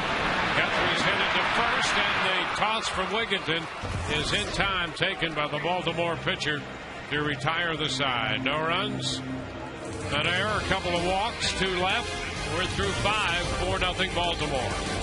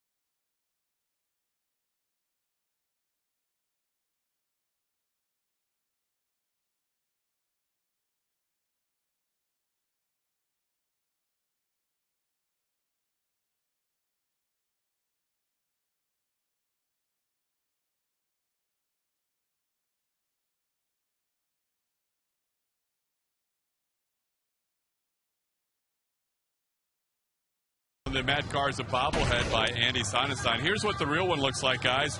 Sunday's going to be a family fun day presented by the St. Petersburg Times. And courtesy of Dex Imaging, first 10,000 kids 14 and under get this great Matt Garza bobblehead. In addition to the bobblehead, kids will also receive this replica of the lineup card. It's really bobblehead size, and it's got Garza on the front with his arms raised after the no-hitter, and on the back is the replica of the lineup card. So that'll be Sunday. First 10,000 kids, log on to RaysBaseball.com to get your tickets. Matt Garza bobblehead and the replica lineup card. Guys, back to you. Todd just hanging out with a couple of his friends there. Saw that. Felix P.A. takes the first pitch, and that's in there for a strike. 6th inning is underway. P.A. with a couple of 2-base hits, 2 for 2 on the night.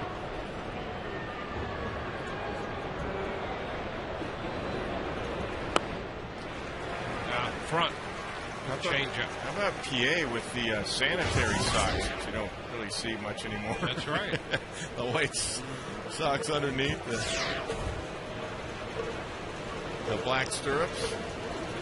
That is definitely 70s style. And a line drive base hit into right. And he has his 3rd straight hit. He might have to stay with that look. He might want to wear this same uniform. I think so, yeah. See, a lot of the guys wear what their first base coach, John Shelby's wearing, just the black socks. He's got the old stirrups and sanitary socks, which are always a pain to keep up. You had to either tape them or have elastic banding to keep them up. They'd always fall down. Pain. Matt Wieters fouling the pitch back. Got a pretty good cut at a fastball. 1 strike.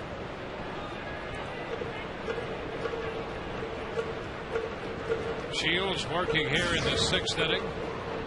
A little over 90 pitches now. And the Rays bullpen starts to move about.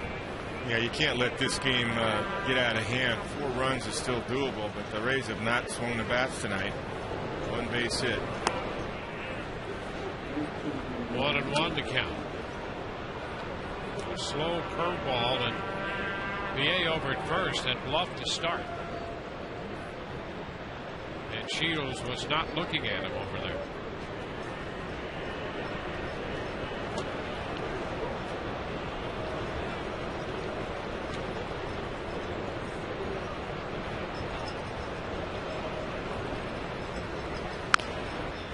Bouncer foul, 1-2. One thing managing against Buck Showalter, he will run with the guys that can actually run and steal a base, but he won't otherwise. He's not a big running manager. He doesn't run into outs very often, so he's pretty much the opposite of Joe Madden. At least that was my experience managing against him, and even when I saw him in the National League with the Arizona Diamondbacks, they didn't run that much. But PA can run. Of course, Roberts would be on his own. Jones can run. Gonna move to first this time. That lead and him getting back the way he did, that's not, there's no intent to steal right here. That was a one-way, I'm just going to get back the lead. Gary Allenson's the third base coach, and that's who Buck Showalter give the signs to. That's what PA was looking at.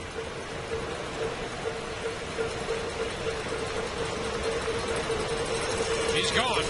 The pitch is foul back on a fastball. So the count remains 1-2. After the throw over, they put it on. Now Buck flashing signs to Gary Allenson, who's in turn going to give them to Felix PA.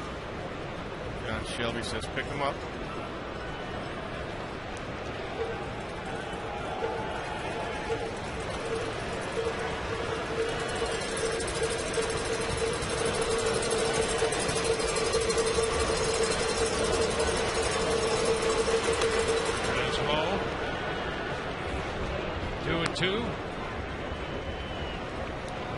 Did not offer in that change.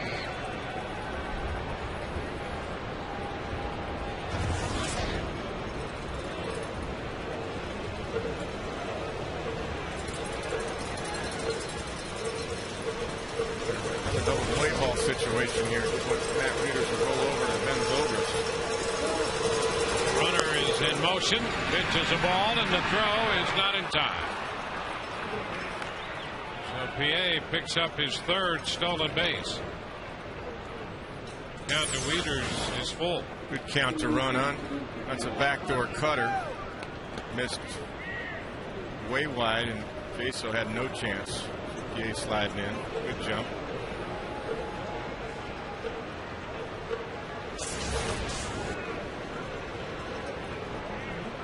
That's the 51st steal of the year for Baltimore. They're 10th in the league in that department. Yeah, and only the third for Felix PA.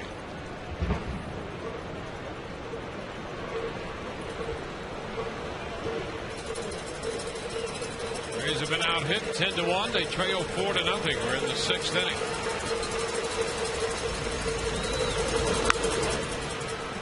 We'll see another 3-2 pitch. That one moving in on Wieters as he bounced it foul.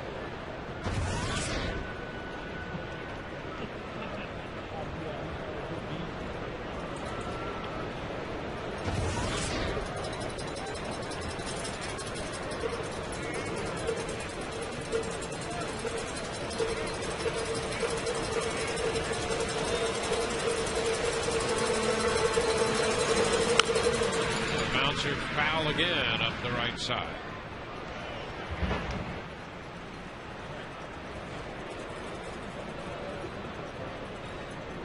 Orioles off to an 8-2 start under Buck Showalter. That's not the first time that's happened in Baltimore. You mentioned Ray Miller earlier when he took over this club, and they got off to an 8th start when he took over in '98. Fouled again. And Davey Johnson took over the club in '96, and they got off to a 9-1 start.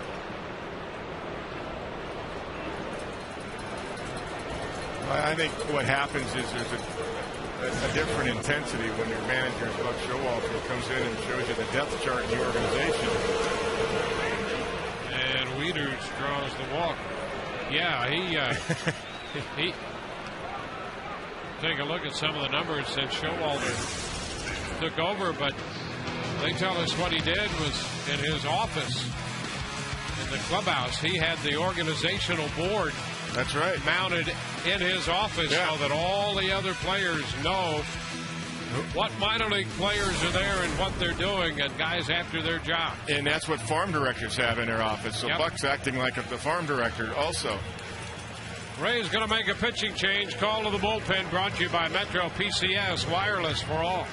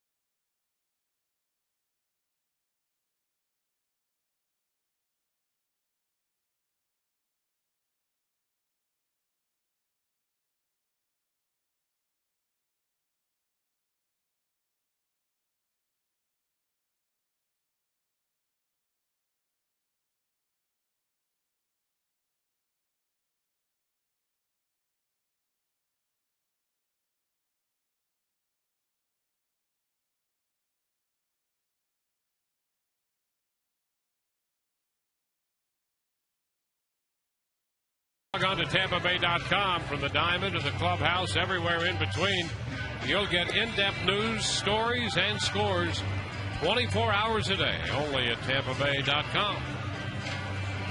Lance Cormier will take over on the mound now for the Rays. Looking to Lance's numbers, 40th appearance for Lance. Walks a little high, it's 23 walks in 40 in the third innings. The batting average against is high as well, over 300.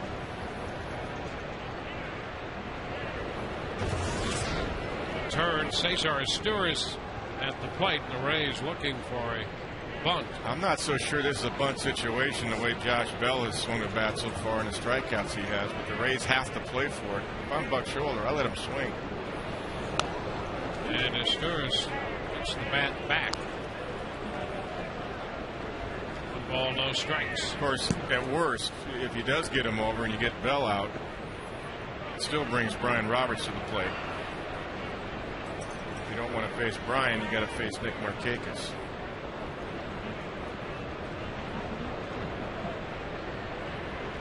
Asturias is an excellent bunter.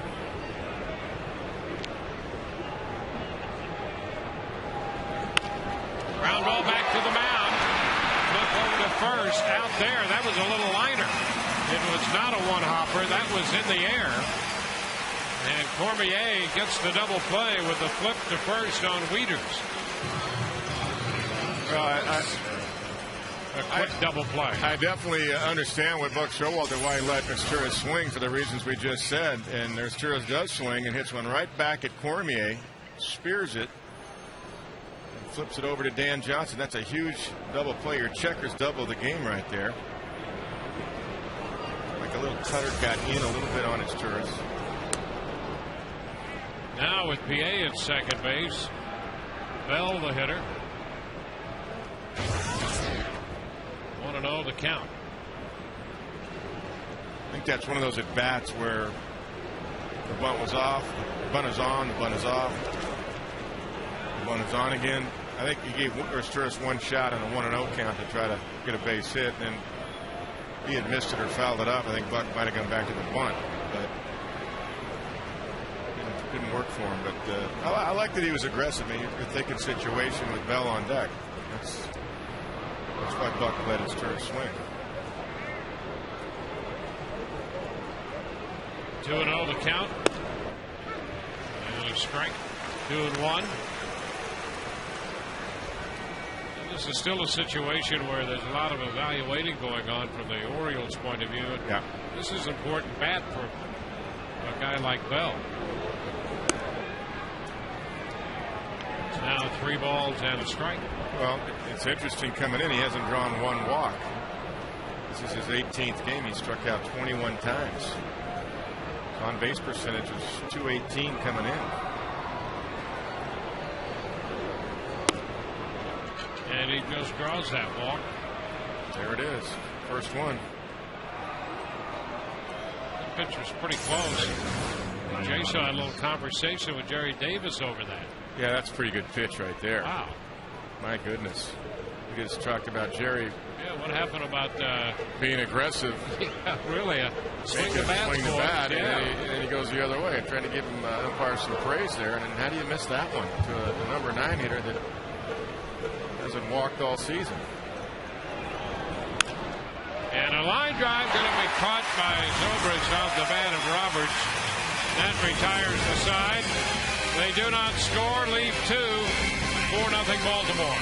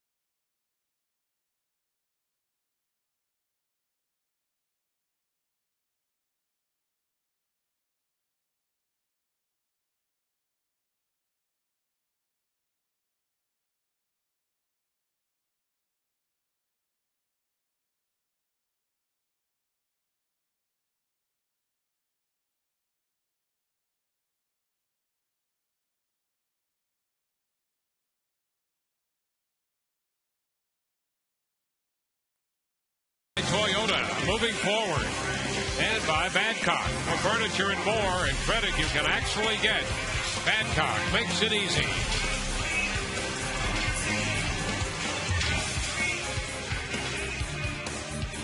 Back at Tropicana Field, Rays trying to get something going here against Jeremy Guthrie. They're down 4-0. And that first pitch comes in on Carl Crawford. Off the plate, slider inside, 1-0.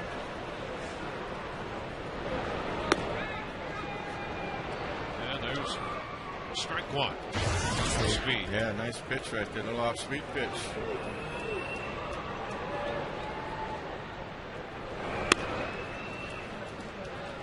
Crawford, Longoria, and Joyce due up.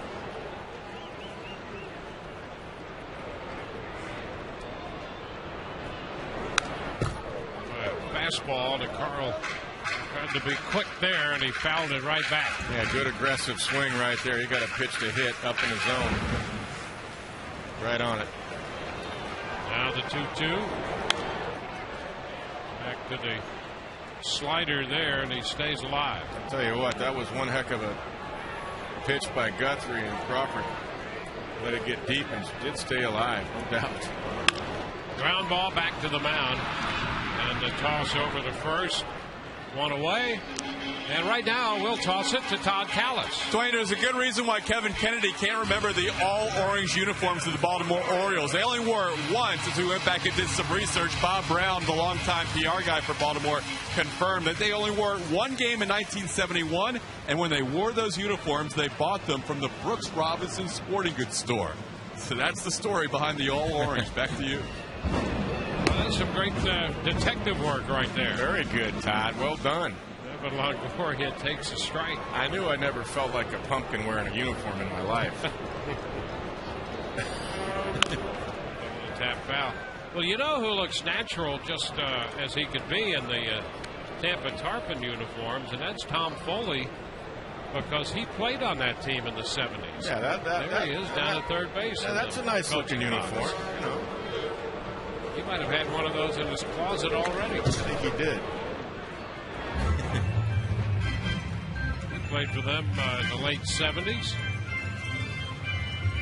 We used to keep our uniforms. Yeah. You know, I kept a couple of uniforms over the years. 0-2. And it's fouled out of play. We'll see another pitch here from Guthrie with the bases empty and one out. You keep them because you like the style? I kept them in case I could sneak into the clubhouse and add myself to the roster. You know. 1 ball and 2 strikes. Crash to the clubhouse. Andrew go, who's it? Did we call that guy up? Who is that guy down there? I better put him in, see what he can do. New guy, get him into the lineup as soon as possible. He's trying to get pension time in the big league. So. Yeah, nothing wrong with that either. 2-2 the count.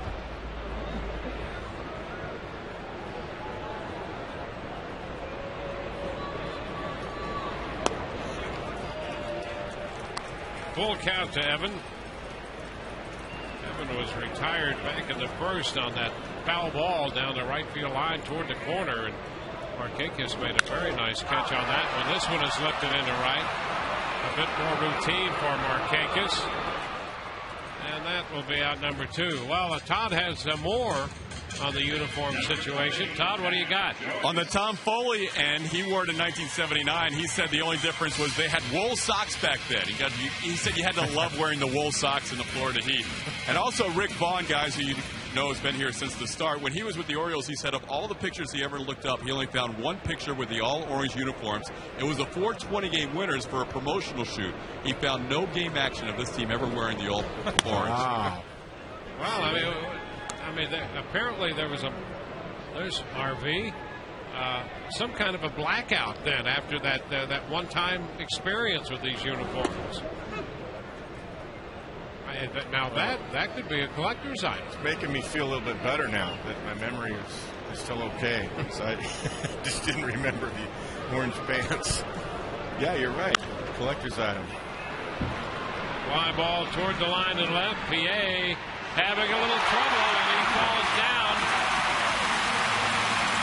Joyce on his way to third, and he's going to arrive ahead of the throw. PA just had no clue from the outset of that one. He almost misplayed a ball earlier and overran it, tried to get back, lost his balance, and Joyce goes all the way to third. Yeah, that did not hit one of the rings. That was just, he lost that in the roof and sometimes in the lights if you're not used to playing here all that much. He overran it. He just couldn't track it. He lost track of it. Looks like he's got a beat on it, though. So that goes as a triple for Joyce. And now here's Ibarn. He hits one back into left field, and PA is there and makes the catch near the track. And that retires the side. So Pierre challenged on the very next pitch. 4-0 Baltimore.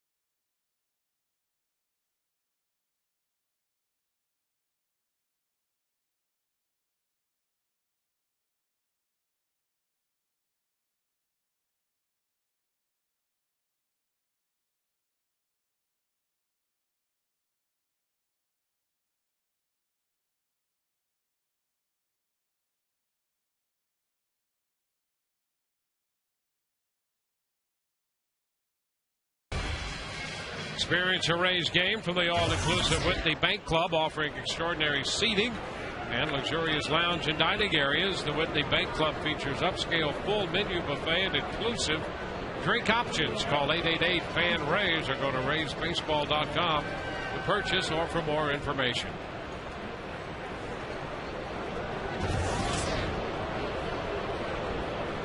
Nick Markakis takes a strike. Lance Cormier got credit for the full inning of work. He entered the game in the 6th with 2 men on and got out of it. Markakis, Wigginton, and Scott due up. 0-2. You didn't see that pitch. You don't see Nick Markakis do that very often.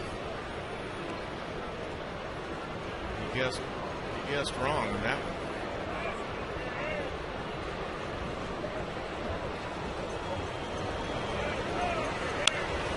Pops it up, reaching for the breaking ball, fouls it out of play.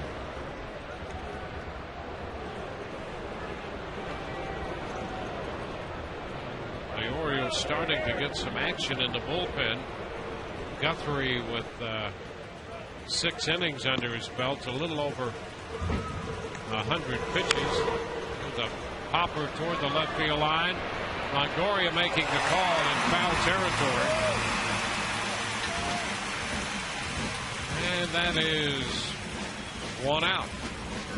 Speaking of Evan Longoria, he's teaming up with the Rays and competing with other MLB teams for that $200,000 Pepsi Refresh grant.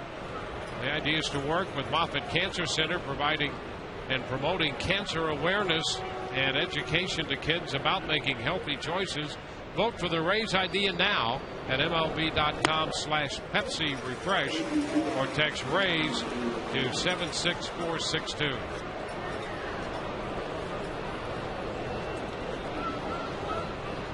A strike to count to Wigginton. It's fouled up the right side and out of the reach of any of the Rays defenders.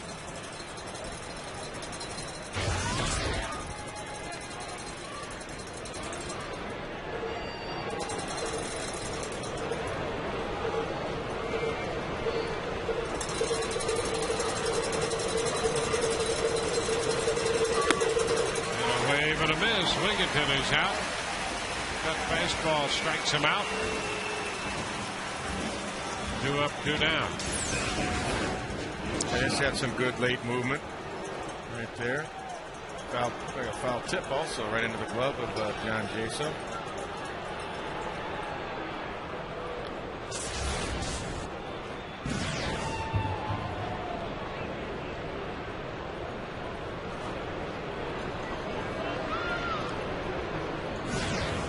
Luke Scott.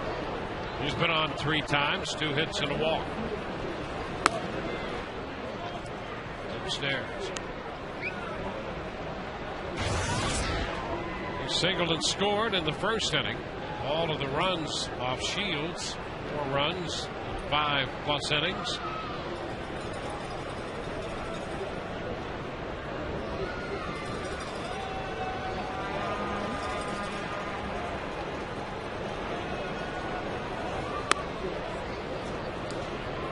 Ball around the plate. Off 2-0.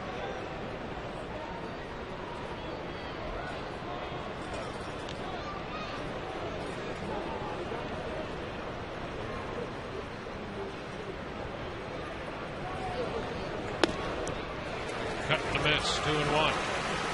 Boston with 3 in the 4th, and they take a 4-2 lead on Texas in Arlington, Texas. Tommy Hunter out of there in favor of Scott Feldman now.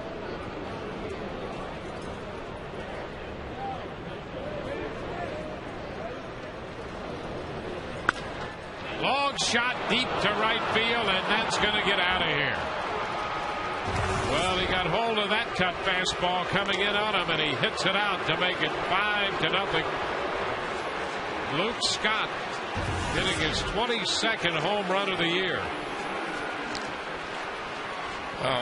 The Rays have been coming in on him all night, so you're just playing with danger. Here's that cut that you're talking about, and he didn't miss it. In a hitter's count, again, coming into the hitter's swing, especially a guy like Luke Scott, I just don't quite get it. Really don't. Nothing fading away the whole game. No off-speed fading away. Nothing to neutralize his swing. That's why the shift is on, because he's a pull hitter. Adam Jones takes a big cut, misses. Strike one.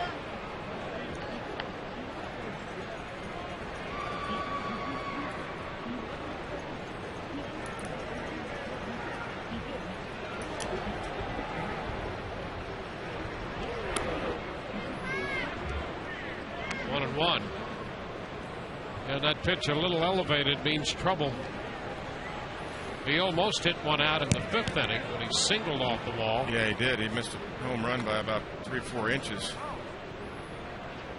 But that's what he looks for. I mean, if you're going to pound him in with 95, that's upstairs. That's a different story. But cutters and sliders and fastballs in, that's danger area in a hitter's count. Especially a guy like Luke Scott, who's a pull hitter. 2 balls and a strike. That's how you have to think, especially late in the game, because now the runs add up. That's the one guy. Into right center field. That's going to be in there. Cut off by Joyce. Jones will try to make it 2, and the throw going to get it. He is out at second base. Redyak puts the tag on him. A fine throw by Joyce to cut down Jones, trying to stretch the base hit into a double. As Matt Joyce guns him out. 1 run in the top of the 7th.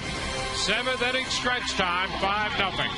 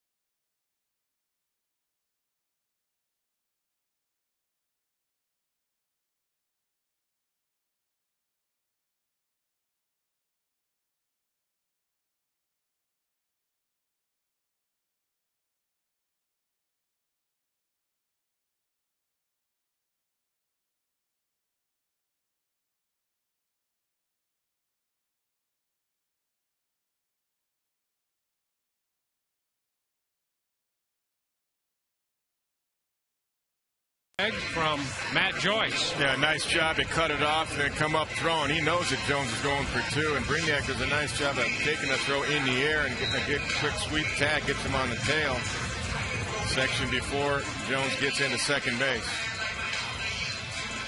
Just does get him. It's a good call. That's Greg Gibson right on top of that play. Second base umpire. So we go into the bottom half of the 7th inning.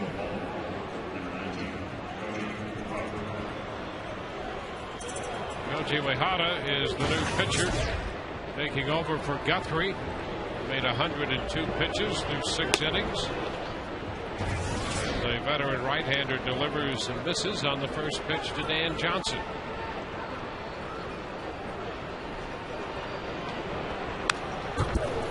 I wanted to go back, Dwayne, to Luke Scott's home run, because when it's already 4-0 and you're in the 7th inning and you got 2 outs, nobody on, you got to treat it like we can't give up one quick one here late in the game. So to me, that's a guy, you make him expand his zone. You don't need to throw him a strike.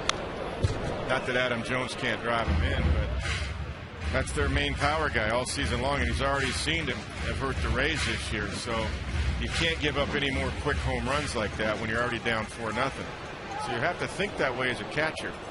Is that danger area coming in there 4 times in a row with breaking stuff or not? And to me it is. And that's really what learning how to call a game in the big leagues is all about. And good big league hitters, and not even great big league hitters, but good big league hitters will kill you on that stuff. Johnson takes the 2-2 pitch into left. PA makes the grab. 1 out, and let's check with Todd Callis. Todd? Well, it's a Friday night, so we're up in the party deck up here, having a little beach party, the TBT party deck, of course. And not only is it fun tonight, but tomorrow there's a train concert. They've got the game on national TV, and there's a train concert. So they're going to have their hits like Hey Soul Sister, Drops of Jupiter, Calling All Angels. It's all part of the Rays Summer Concert Series presented by Hess Express. So visit RaysBaseball.com to get your tickets now. And we'll be up here in the party deck having a good time. Guys, back to you. Todd never disappoints. Here's Upton rolling one through the right side, and he has himself a base hit. BJ, who walked in the 5th, and a single in the 7th inning as the Rays desperately try to get something going offensively here against Quijada. 6 shutout innings by Guthrie, and he limited the Rays to 2 hits. Yeah, he didn't exactly pound the strike zone. 102 pitches, 55 for strikes, but he mixed it up pretty well, and he had a good fastball. You touched on that right away in the 1st inning, and he's been throwing better with the velocity, and I think that helped his breaking stuff. Brignac fouls him straight back, strike 1. Fastball from Quijada, around 86. 6 quality starts in a row now for Jeremy Guthrie, who at one point was the Orioles, considered the Orioles' ace. And he had a tough year last year, 17 losses. He led the league in home runs allowed, and so this recovery by him is encouraging for Baltimore. He gave up 35 home runs last year and lost 17 games. You could tell right away when a guy's feeling good, the way he was getting the ball and working fast, he was feeling good about himself from the first pitch on.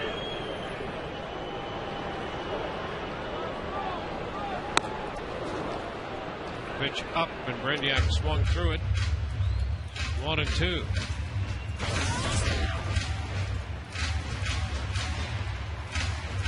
Quijada, 35 years old. He was a starter for a long time in Japan, and then closed in 07. Word is that he wasn't all that happy about that. 2-2. You saw him pitch right here a year ago. He pitched a great game here. Pounded the strike zone. And Brignac is out on strikes. 2 outs with Upton at first.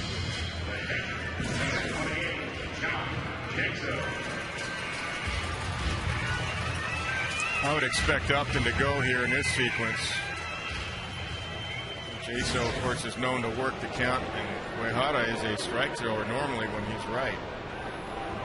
So you got to be careful for BJ because they can pitch out on him early. And Jaso takes a strike. And when you're a strike thrower, now you get the count you can do it on. So you got to really pick your spots. Down 5-0 if you're BJ, and be 100% sure you can get to second base.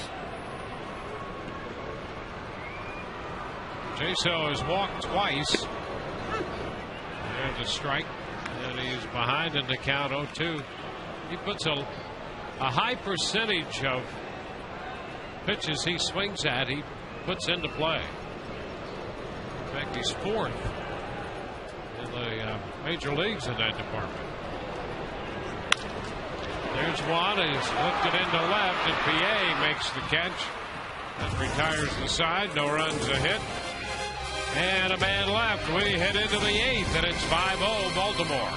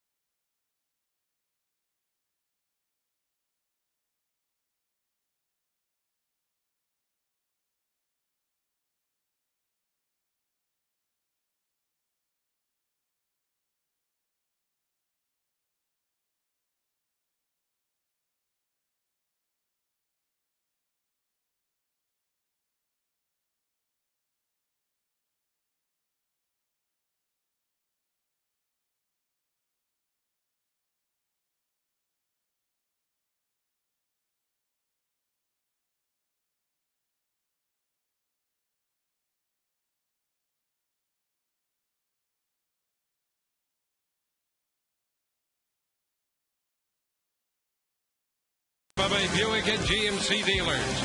And by AT&T. Find out what's possible with the nation's fastest 3G network. AT&T, rethink possible.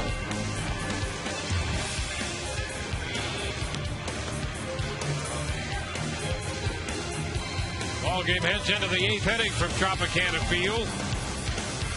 The Rays bring on their 3rd pitcher of the night, Mike Ekstrom.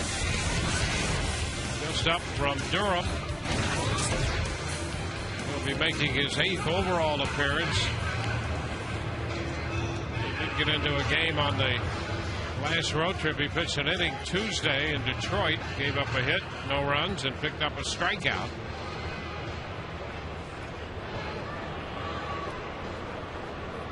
He faces Felix PA, who already has a double in the 1st, a double in the 3rd, and a single in the 6th.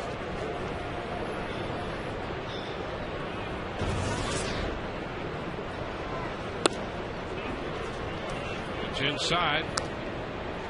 Wieters next, and then Astures. You know, the other thing about Felix PA, he has made it look difficult out there here tonight.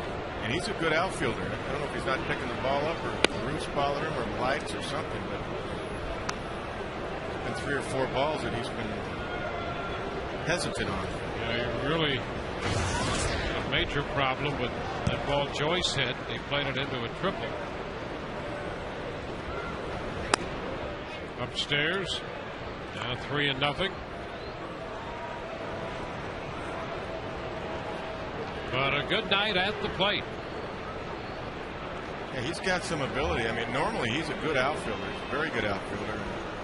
With Adam Jones and Nick Markakis, they're in good shape in the outfield defensively. 3-1 now.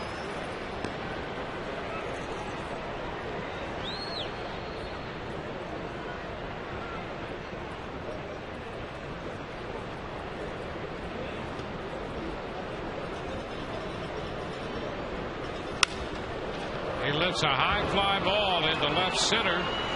Crawford is there as that ball comes back to him a little bit. That's one away here in the 8th.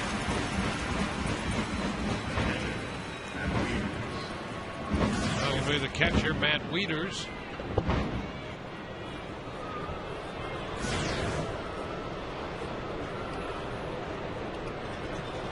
Been victimized a couple times by the Rays defense. Longoria made a nice play on the foul pop. He hit the 1st, and Zobrist a nice play at second base in the 3rd. He walked in the 6th. Strike 1. It's a real key for Ekstrom. He can sink the ball, keep the ball down, throw strikes.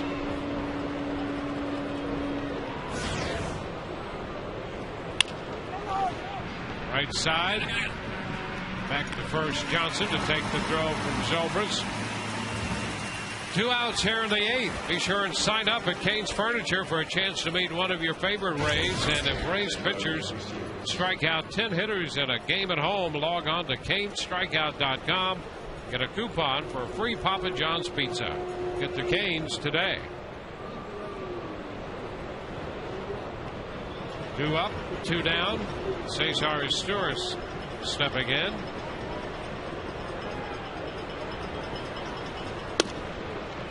Pitch is a strike at the knees.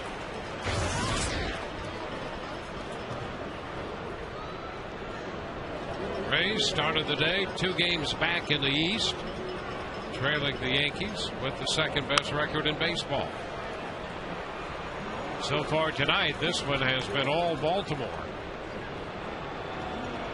Yeah, really, and without the great defense that we see nightly from the Rays, this could be a 10-0 game.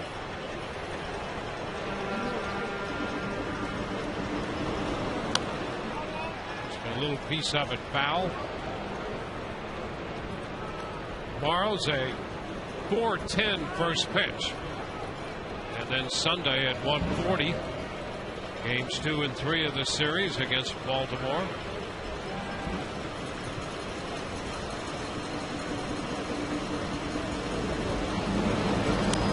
And Astures went after that one. He's out on strikes, and that retires the side. 1, 2, 3. We got to the bottom of the 8th. 5-0 Baltimore.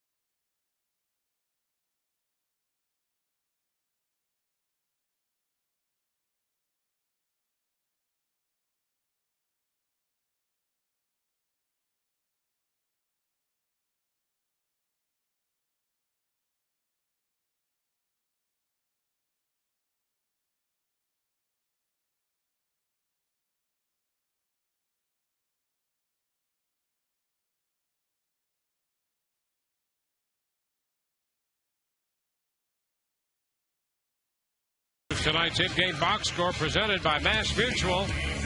Not a lot doing for the Rays. Crawford has a base hit. Joyce with the triple courtesy of Felix Piet, and a base hit for Upton on a ground ball through the right side. All of that against Jeremy Guthrie for 6 innings, and Koji Mihata worked the scoreless 7th. As we go to the bottom of the 8th, Ben Zobrist prepares to lead off. Well, even the 3 hits, none of them have been really squared up or centered. Well, the pop fly by Joyce, the jam shot to Crawford, DJ did hit the ball, rolled it through the right side, but didn't hit it on a sweet spot. So they've missed the bats pretty well tonight with the Orioles pitching. 1-1 to count to Ben. This guy's next, and then Evan. He is a strike thrower. Not a guy that'll let you work the count. 2 balls and a strike. So Ben's 0 for 2. He's drawn a walk tonight. And he shoots one, grabbed by Wigginton. Boy, Ben hit that ball as hard as he's hit a ball lately. And a great catch by Wigginton. Step and a dive right there. It's the second time Wigginton's made a nice play going to his right on a line drive. The balls that have been hit hard have been outs, unfortunately, for the Rays. That gives Ben 3 for his last 30, and just as soon as he hits the ball hard, Wigginton is there to catch it. Any of us that were in uniform and as a hitters, we've been there. We get that. Here's Crawford. I remember having a 4 for 42, and I thought I'd never get a hit again. Every hitter's gone through it. Carl takes one inside off the plate. 1-1. You start thinking there's like 18 fielders out there. Yeah, there's no place you could drop one in. You do. You really, you got to stay positive, because all you can do is have a good swing at the ball. You can't control where the defense is. You can't start placing it. Outside. 2 balls, 2 strikes. You know, on the previous 2 ground balls to the right side, Ben got fastballs away that he rolled over. He pulled them. I'm not saying he tried to pull them, but that's what happened. And that ball, he got a fastball right down in his wheelhouse, and he couldn't have hit it any harder.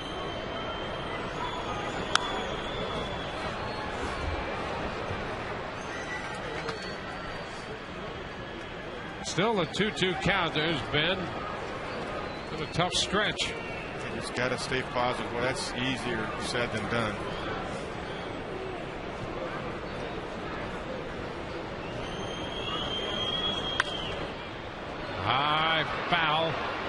PA's after it, but it's going to be out of his reach. So the count is still 2-2. The Rays can get a base runner too. After seeing and working that Minnesota game where Slowey was throwing so good, I would never count him out of any game. Fly ball into left. PA is there. So with 2 outs, the bases are empty for Evan Longoria this week on Fox Saturday Baseball. Adam Jones and the Orioles head to Tampa Bay, and they'll take on Evan Longoria and the Rays in a showdown between bitter AL East rivals. Baltimore looks to play the spoiler for the Rays' playoff hopes. Fox Saturday Baseball, presented by Sprint, returns this week at 4 p.m. Eastern, 3 p.m. Central. 1-0 the count to Longoria. There's a drive high and deep back into left, and PA is there in front of the wall to make the catch. Longoria had a little top spin, and down it came as PA grabbed it right in front of the wall. 1, 2, 3 go the Rays. We're at the end.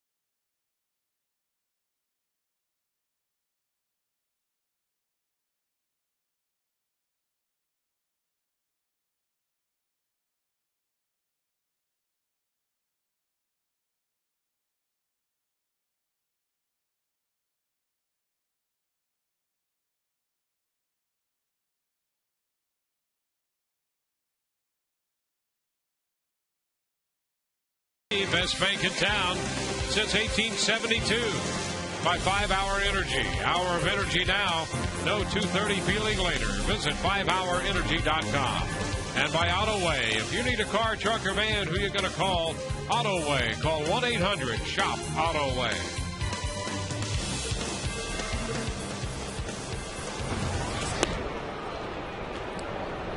Josh Bell leads off here in the top half of the ninth. 1 ball, no strikes. Bell drove in a run with a base hit back in the 4th inning. He had a pretty good changeup and put it into play. Dropped a single into left. That drove in Historis. He walked in the 6th. And as you pointed out, Kevin, the first walk he's drawn this year. Yeah, he hit a great changeup, by the way. You're right, by James Shields. That was off the plate and down. It was just a contact swing. What you got to do with 2 strikes, and he dropped it into left center for the RBI single. This guy was a pretty good prospect with the Dodgers. He got traded in the George Sherrill deal last year.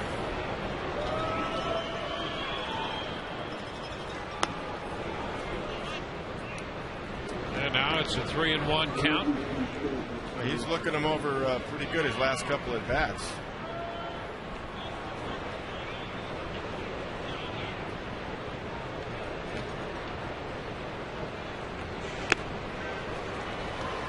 the count full. He was a switch hitter. He was in the Dodger system starting at 05. And part of that deal in July of 09.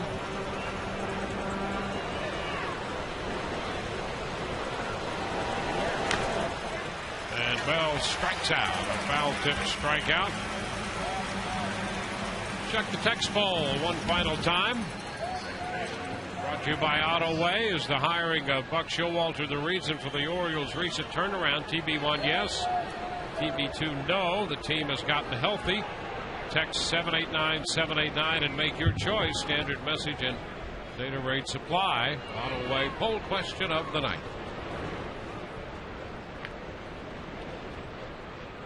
Ryan Roberts takes a pitch upstairs.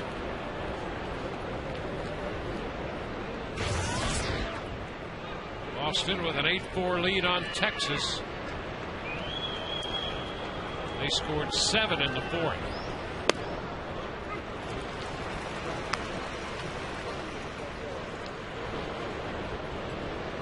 One and one to count. Yankees with a 3-run third. They've tied Kansas City in Kansas City now.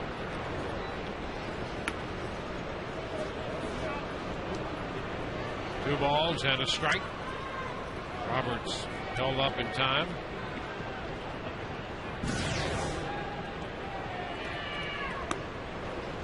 Rays have had Choate and Soriano loosening in the bullpen.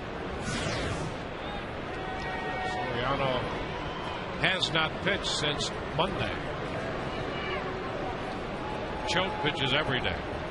Yeah. It's as if he does. He has to be ready every day, that's for sure. A high foul out of play. 2-2. You're the only lefty down there. Going to get a lot of work, and he has. Yeah, he pitched Wednesday. He was in that game in Detroit. Yesterday they didn't play, so he couldn't pitch, but otherwise he would have at least been throwing in the bullpen. He'd have been ready. Yep. He's probably warming up at home. Stay on the beach somewhere. Count holds at 2-2 on Brian Roberts.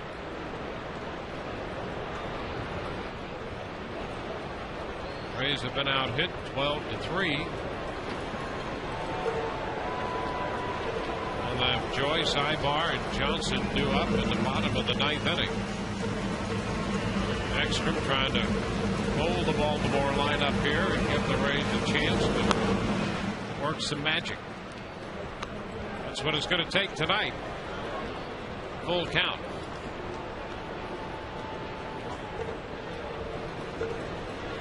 Yeah, it's going to take a 6 spot at least. And then this inning putting up a 0. Roberts battles, fouls it into the stands. And a grab by that young man right there. Got him positioned perfectly. Yeah, he's sitting at the hot corner. Some nuts for that one. You better have a glove over there. Dad, the lefty, he's ready. He's an old first baseman. Our buddy, you're going to work with Mark Grace. Yeah. Just like him. And a high fly ball into center field. And Upton is there to make the catch. Yeah, it's a sign that time marches on. I think we were talking before the game. I had a chance to call his first big league hit when he broke in. Great. I want to hear some stories tomorrow about that. We got a pitching change coming, and it will be Randy Choate back in a moment.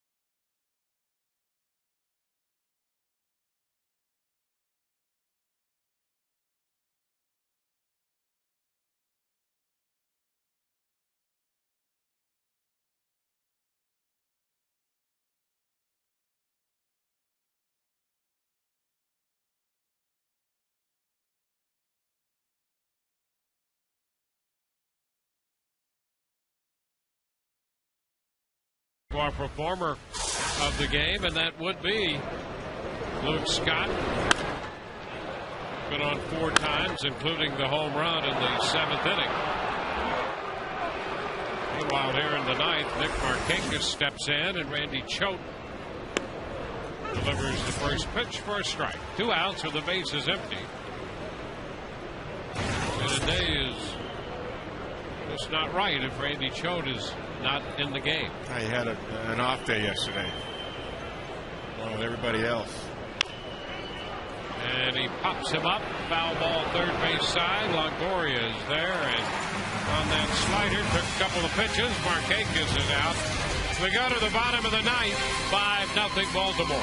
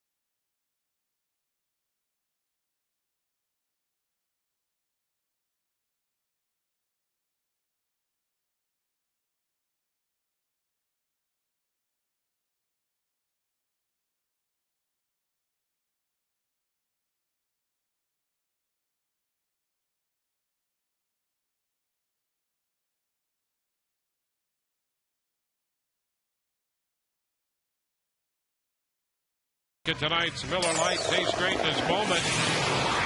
Actually, a combination of moments from the Baltimore starter, Jeremy Guthrie, who came in since the All-Star game with an earned run average of 1.77. 6 shutout innings tonight, allowing the Rays just 2 hits while he was in there. He made 102 pitches, walked 4 and struck out 3. He's in line to get the win. Mike Gonzalez is the new pitcher.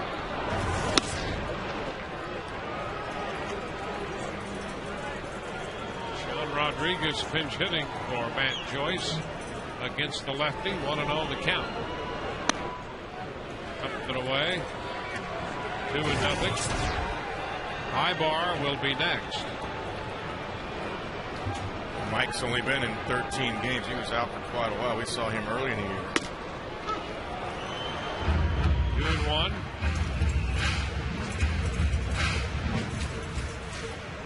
He didn't have a whole lot on the ball then. Throwing 91, 92. Rodriguez fouls it out of play.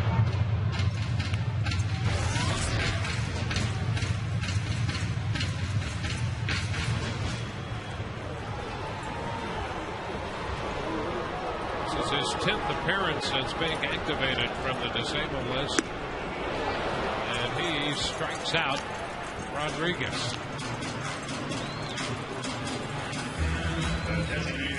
Fifth strikeout for Baltimore pitching. The Rays are only 2 outs away from being shut out for the 6th time this year. And of course, the most recent was 5 days ago in Toronto when Brandon Morrow hit them and struck out 17. Through 8 2/3 no-hit baseball before Evan Longoria got the base hit. To break that up, there's a strike to Ibar.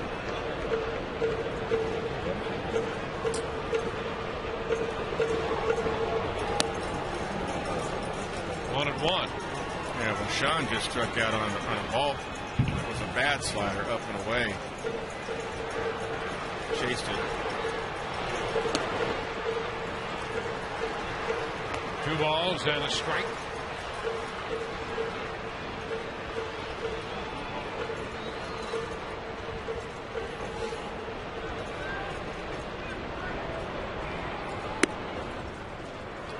Rays have been shut out by the Yankees, Oakland, Boston, the Diamondbacks, and the Blue Jays. And now the Orioles going for the combination shutout, but there's ball 4 to Ibar. The Rays have their 5th walk of the night.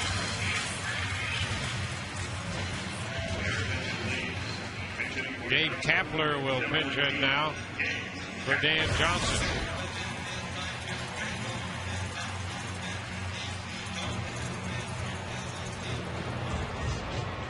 Johnson had gone 0 for 3.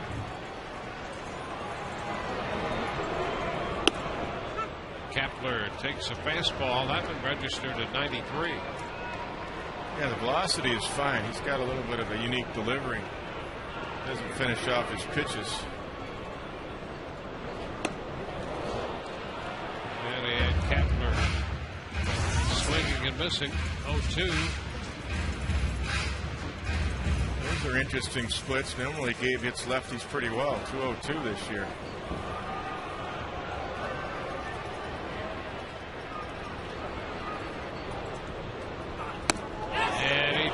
Check, that pitch was up, and he did go after it, and is out on strikes. 2 gone. Yeah, Gonzalez showed 94, but you can see this ball's up above his shoulders. Couldn't hold up.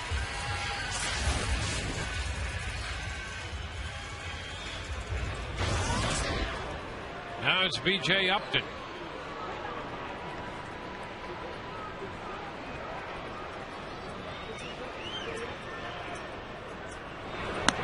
Takes off on indifference, and the pitch is high. So Ibar's at second. 1-0 to count to B.J. Upton.